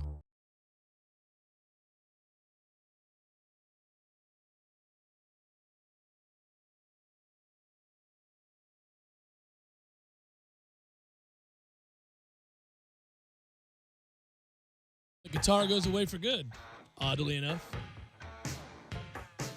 He was so good, man. Think about that, though. I mean, after that, the guitar goes away for good. Yeah, it's true. Basically. All right, so you heard it with the local sports center, our friend Lee Gordon. FSU Notre Dame to play 5 times from 2026 through 2037, and I want to get all excited about stuff like that, but it's 2026. I'll probably be dead. Oh, no, I won't be dead. But I just don't speak it to be true. Oh, I can't. It's self-fulfilling prophecies. Oh, good Lord, no. Well, in that case, I'll see every one of those matchups. But that said, you can't. You're already dead. No, I'm saying in this case, I'm going to will the other. I'm going to tell you I'm going to see every one of these games. I really ought to. I mean, time and again we've talked about this. If the ACC could find a way to make it happen, Florida State should play Notre Dame every year. Every year. That's the best thing for the conference. It's a national stage. It's fantastic. Both fan bases would probably love it. They get to an 8-team playoff, I'm all in. Not that they're any. Come on, don't worry about Notre Dame's sorry ass. No, but it's about the potential of playing, Miami every year, Florida every year, and Notre Dame on top of I'm all in. Teams like Clemson that have surpassed Miami and Florida and Notre Dame. Well, I mean, North Carolina is probably better than Notre Dame. That's not I'm saying just I think it's really good for the conference if you could have that kind of a matchup every year. And, yeah, I mean, it's a lot. It's, but where this is all headed with the Power 5 conferences and probably an 8-team playoff, you'd be all right with a situation like that. Maybe to benefit Miami, they should just get rid of the yearly matchup, and if we see each other in the ACC title game, that'll give them a real chance. First of all, it'd be stunning for Miami to be there. It would give them a chance, though, because then they wouldn't have the drop-off, the disappointment, the embarrassment. The consecutive losses. Oh, yeah. 3 and 4 times over that they suffer after yet another year's worth of disappointment, believing they were going to beat Florida State and then didn't, and then losing subsequently the next game and the next game and the next game and the next game. I mean, I wouldn't do that, but maybe if I was Miami's athletic director, I'd ask at least if it's possible. I like knowing that every year when the schedule comes out that I can pencil in that annual ass kicking we're going to deliver to Miami. It really makes my day, so I don't want that to go away. You put the W down for that even before the FCS games. That's right. I do. I go, where's Miami? There it is. Another step towards that Platinum Bohica. 1-0. Yep. But that's week 6, Jeff. I'm just saying I got us a guaranteed win right there. And that's good to know. That's good to know. When they lose this year, the feeling, the frustration, but it won't. Yes, it will be elevated yet again by another year and another trek towards the Platinum Bohica. The whispers become roars. All of that is true. But they'll be holding out. I think they already are. I mean, I should do a poll here on the Jeff Cameron Show. The next poll should be, maybe we'll do it tomorrow. Sounds like a Libations Friday kind of poll. And that poll should be only answered and responded to by Miami fans. Happy hour indeed. Yes. So Miami fans tomorrow, I'll have a poll set up for you. And that's going to be, have you already begun to look at the game in 2018? Because that's the 9th game towards the Platinum Bohica. That'd be the 9th one in a row. I think they know they're not going to win here. So have you already gone ahead and given yourself the L to go along with all those other L's on the list for this game and begun to really ratchet up the intensity towards 2018, where you'll be hosting down in Miami, refurbished stadium as it is. You'll be able to keep the noise in there. You actually show up to those games. That's the one you got to look to, because you're not going to win the next year here. So you got one chance to disrupt the Platinum Bohica, and it's not this year here. It's the following year. Okay, here's some food for thought for you or somebody driving home. Question to ask yourself. Bigger threat to beat us this year, Florida or Miami?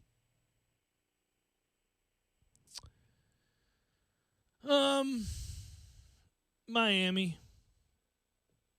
So here we are, doing what we're doing in Miami, and yet there's Florida kind of in the discussion. Florida's got a nice little run going here of their own, where they're being owned by their arch rival too. But it hasn't reached a place yet where I can include a place at the table with the other losers. We got to get, you need another year. Their best chance was really 14 since 2012. Isn't that funny? The team that had Jameis and Dalvin. I don't turn the corner and set out a placemat for them at the table for those set to join the Platinum Bohica honor.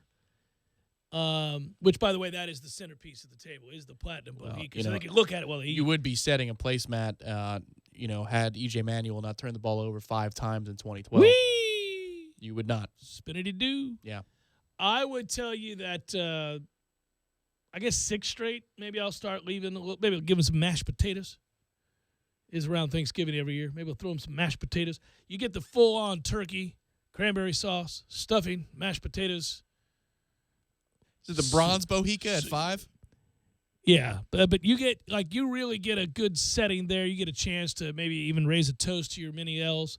Maybe the copper Bohica. After 6 wins, then you're in. You're up there, because then you have another place at the table, a person at the table to talk to. Like you and Miami can get along. How much would it take for the Diamond Bohica to exist?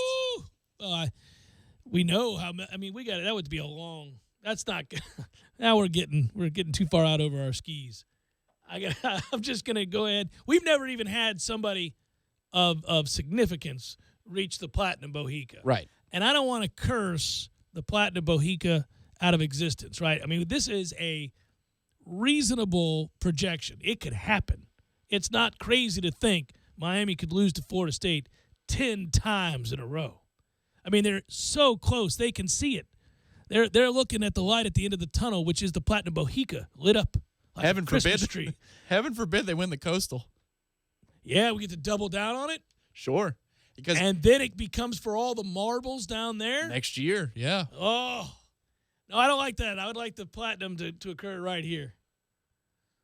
Who are we going to find? Because you'd have to – you don't want to count chickens or anything, man, but you would have to have something pre-made. Oh, I'll have something made. Well, who would be the craftsman to make such I've got people lined up. We're all set. Platinum Bohica is a very real dream of mine. And it's going to be an over-the-top nonsense. I'm going to be carried out in a chariot. I'm going to have – Is it going to have butt cheeks on it? It's got to, right? Oh, of course, man. It's going to have a lot of things on there. The key would be to get down on the field and then hand it to the players like they and let them run around like when it's the gator head. So when they're doing the shots, before they send it to the next game or to the studio, of the players interacting with the crowd. If Jimbo will let me address the team with all that's on the line before the big game for the Platinum Bohica, they'll at least be educated as to what's at stake. And a newfound tradition right there by the Sod Cemetery. We can have our copy of the Platinum Bohica. The one that we have, the official one gets delivered to Miami. I don't know that they'll want to keep it. I honestly think like that the Axe or any of the other cool rival, like the Pig of Rosedale or whatever the hell that is. we should have shirts ready to go for that year before that game. And on the front, it just says, "If you will it, it is no dream."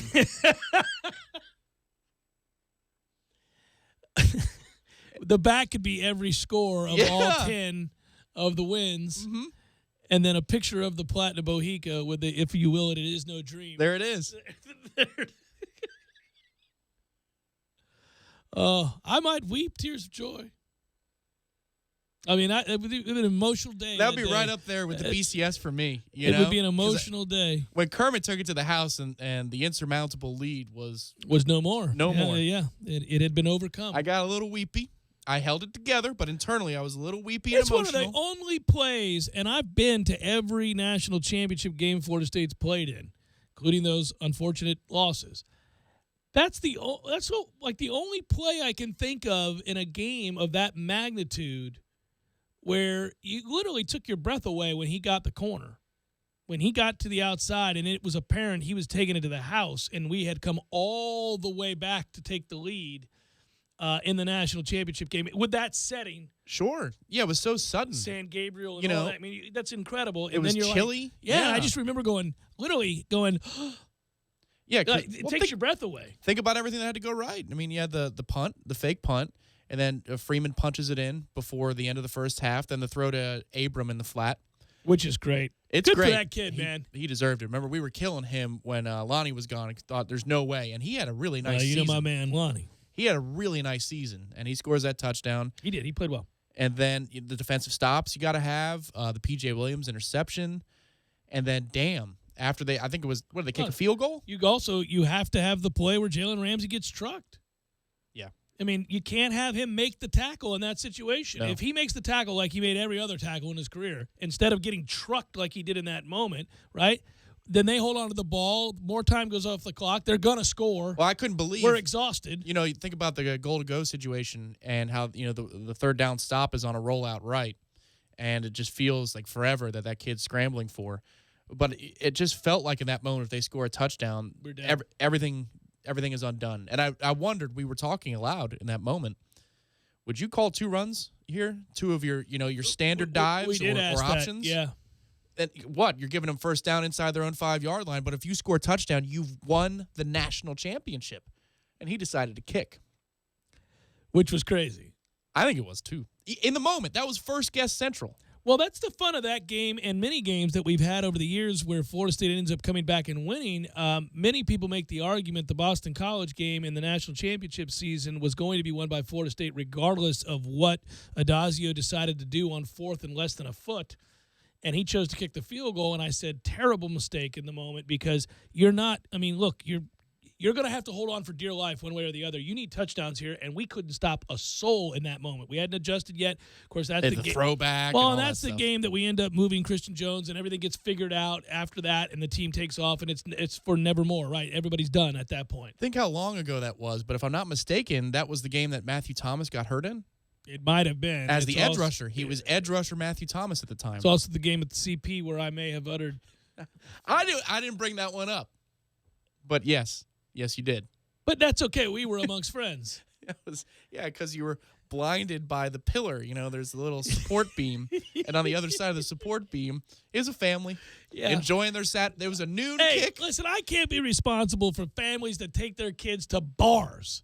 Right. It's the rule. You're at a bar. If it's a bar and grill, don't take the kids That's and right. expect if it's everything a to be... grill and bar, you can take the kids. That's if a family. It's a bar and grill, you can't take the kids. That's how it works. Or you take the kids and they just know that they're going to grow up. They're going to hear some things.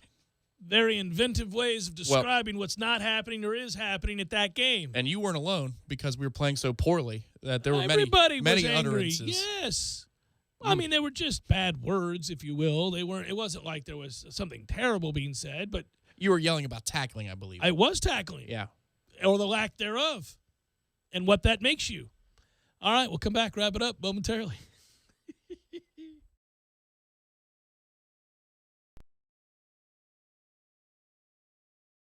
When you're in need of auto repairs, look no further than Nice Tire and Auto Service. Nice has been in business for 16 years with long-term, knowledgeable sales associates. They have the latest wheel balancing machine in the industry. And for passenger vehicles, they service AC, brakes, suspension, tune-ups, and much more. Never sit through a long wait. Nice Tire and Auto has 10 service bays to get you back on the road quickly. If you have tire problems, check out their large inventory with various Goodyear and Michelin tires. Nice Tire and Auto Service, 4792 Bluntstown Highway, 574-4100.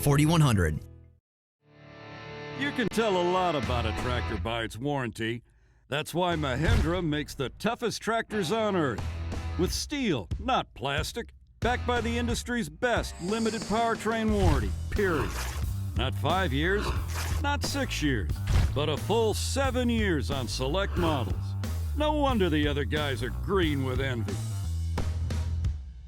No money down, 0% interest, and no payments until July. Available at TNT Supercenter.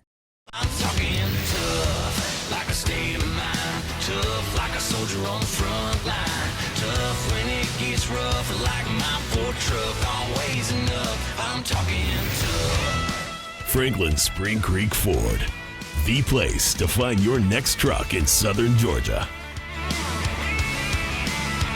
I'm talking tough. Hey y'all, we're Chris and Preston from Low Cash. Head to Franklin Spring Creek Ford and see them about all of your vehicle needs. Of your tax refund. Give yourself a break. Stop the stress and see if we can help you reduce your student loan payments. One quick 10-minute call could solve them right now. So call the Student Loan Helpline now. 800-419-2201. 800-419-2201. 800-419-2201. That's 800-419-2201. This is a fee-based document preparation service to help you access free government programs. Call for complete details, not available in all states. Due to an upturn in the economy, Main Street Business Loans has pre-approved the release of millions of dollars in small business funding. Your business may already be pre-approved to receive up to $250,000. We've sent out millions of pre-approval letters. We see the economy growing, and our underwriters believe now is the time to invest in your business so you can grow faster and make more money. And we're prepared to give you up to $250,000 to do it. Your funds can be available in 5 days. There are no application fees, no annual fees, just quick access to up to $250,000.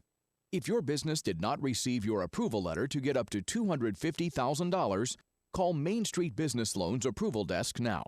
800-509-2163. 800-509-2163. 800-509-2163. 800-509-2163. Okay, so you're telling me that Beef O'Brady's has buy one, get one free deals? Free fish and chips! Free boneless wing baskets! Free chicken nachos! That's what I call an order. Buy one, get one free every Thursday in May at Beef's. The weather's heating up, and so are the Makita deals at Cornerstone Tool and Fastener. Your Big Ben Makita Pro Center. Makita 18-volt X2 LXT for only $249. Zero emissions and reduced maintenance. No need for gas or oil. Same battery, 36-volt power. Also ask about your increased warranty on Makita concrete tools. Cornerstone Tool and Fastener. 2 locations. 1110 Stuckey Ave in Tallahassee or at 3269 Crawfordville Highway. Call them at 580-1200 in Tallahassee or 926-1144 in Crawfordville. Online at ctf.nu. This is the Jeff Cameron Show on 97.9 ESPN Radio.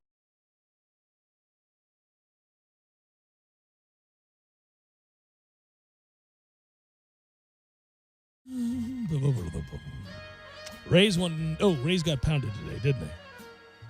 Rays didn't win anything. They got beat 6-0. Bohica Rays. Well, the Rays won last night. I needed no reason to be better than that. Orioles, Nats, Dylan Bundy, A.J. Cole. We're on to probables. Astros, Yankees, Dallas Keuchel, Michael Pineda. Good matchup now.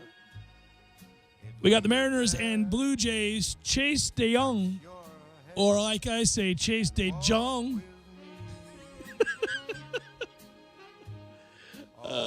That's an amazing joke, and it really is awful. It's just perfect. I like it. Marco Estrada goes for the Jays. Padres, Rangers, Clayton Richard.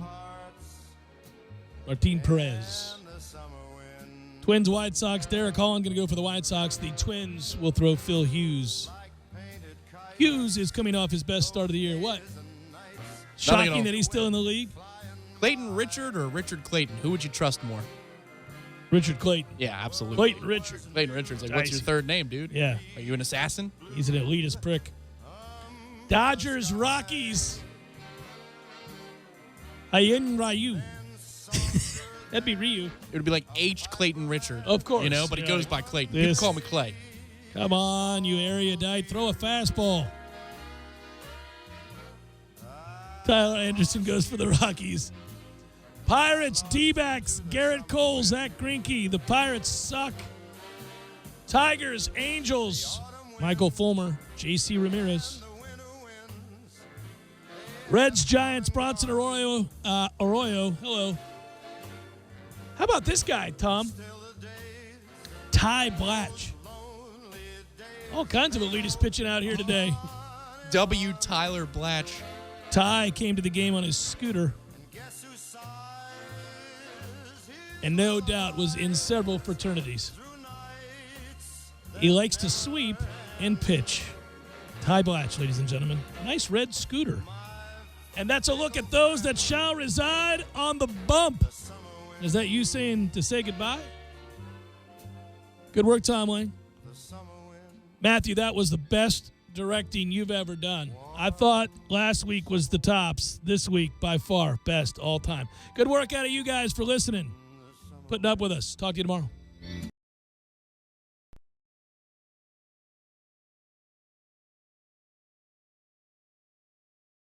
When you're in need of auto repairs, look no further than Nice Tire and Auto Service. Nice has been in business for 16 years with long-term, knowledgeable sales associates. They have the latest wheel balancing machine in the industry. And for passenger vehicles, they service AC, brakes, suspension, tune-ups, and much more. Never sit through a long wait. Nice Tire and Auto has 10 service bays to get you back on the road quickly. If you have tire problems, check out their large inventory with various Goodyear and Michelin tires. Nice Tire and Auto Service, 4792 Bluntstown Highway, 574-4100.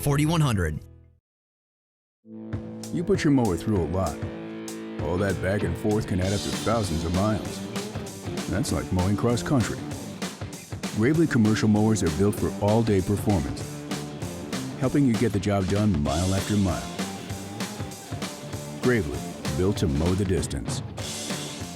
Get your Gravely motor only at TNT Supercenter, your one-stop shop for work or play. 14585 Highway 19 South, Thomasville, Georgia. TNTSupercenter.com. I'm talking tough, like a state of mind. Tough, like a soldier on the front line. Tough when it gets rough, like my Ford truck, always enough. I'm talking tough. Franklin Spring Creek Ford, the place to find your next truck in southern Georgia. I'm talking tough. Hey y'all, we're Chris and Preston from Low Cash. Head to Franklin Spring Creek Ford and see them about all of your vehicle needs.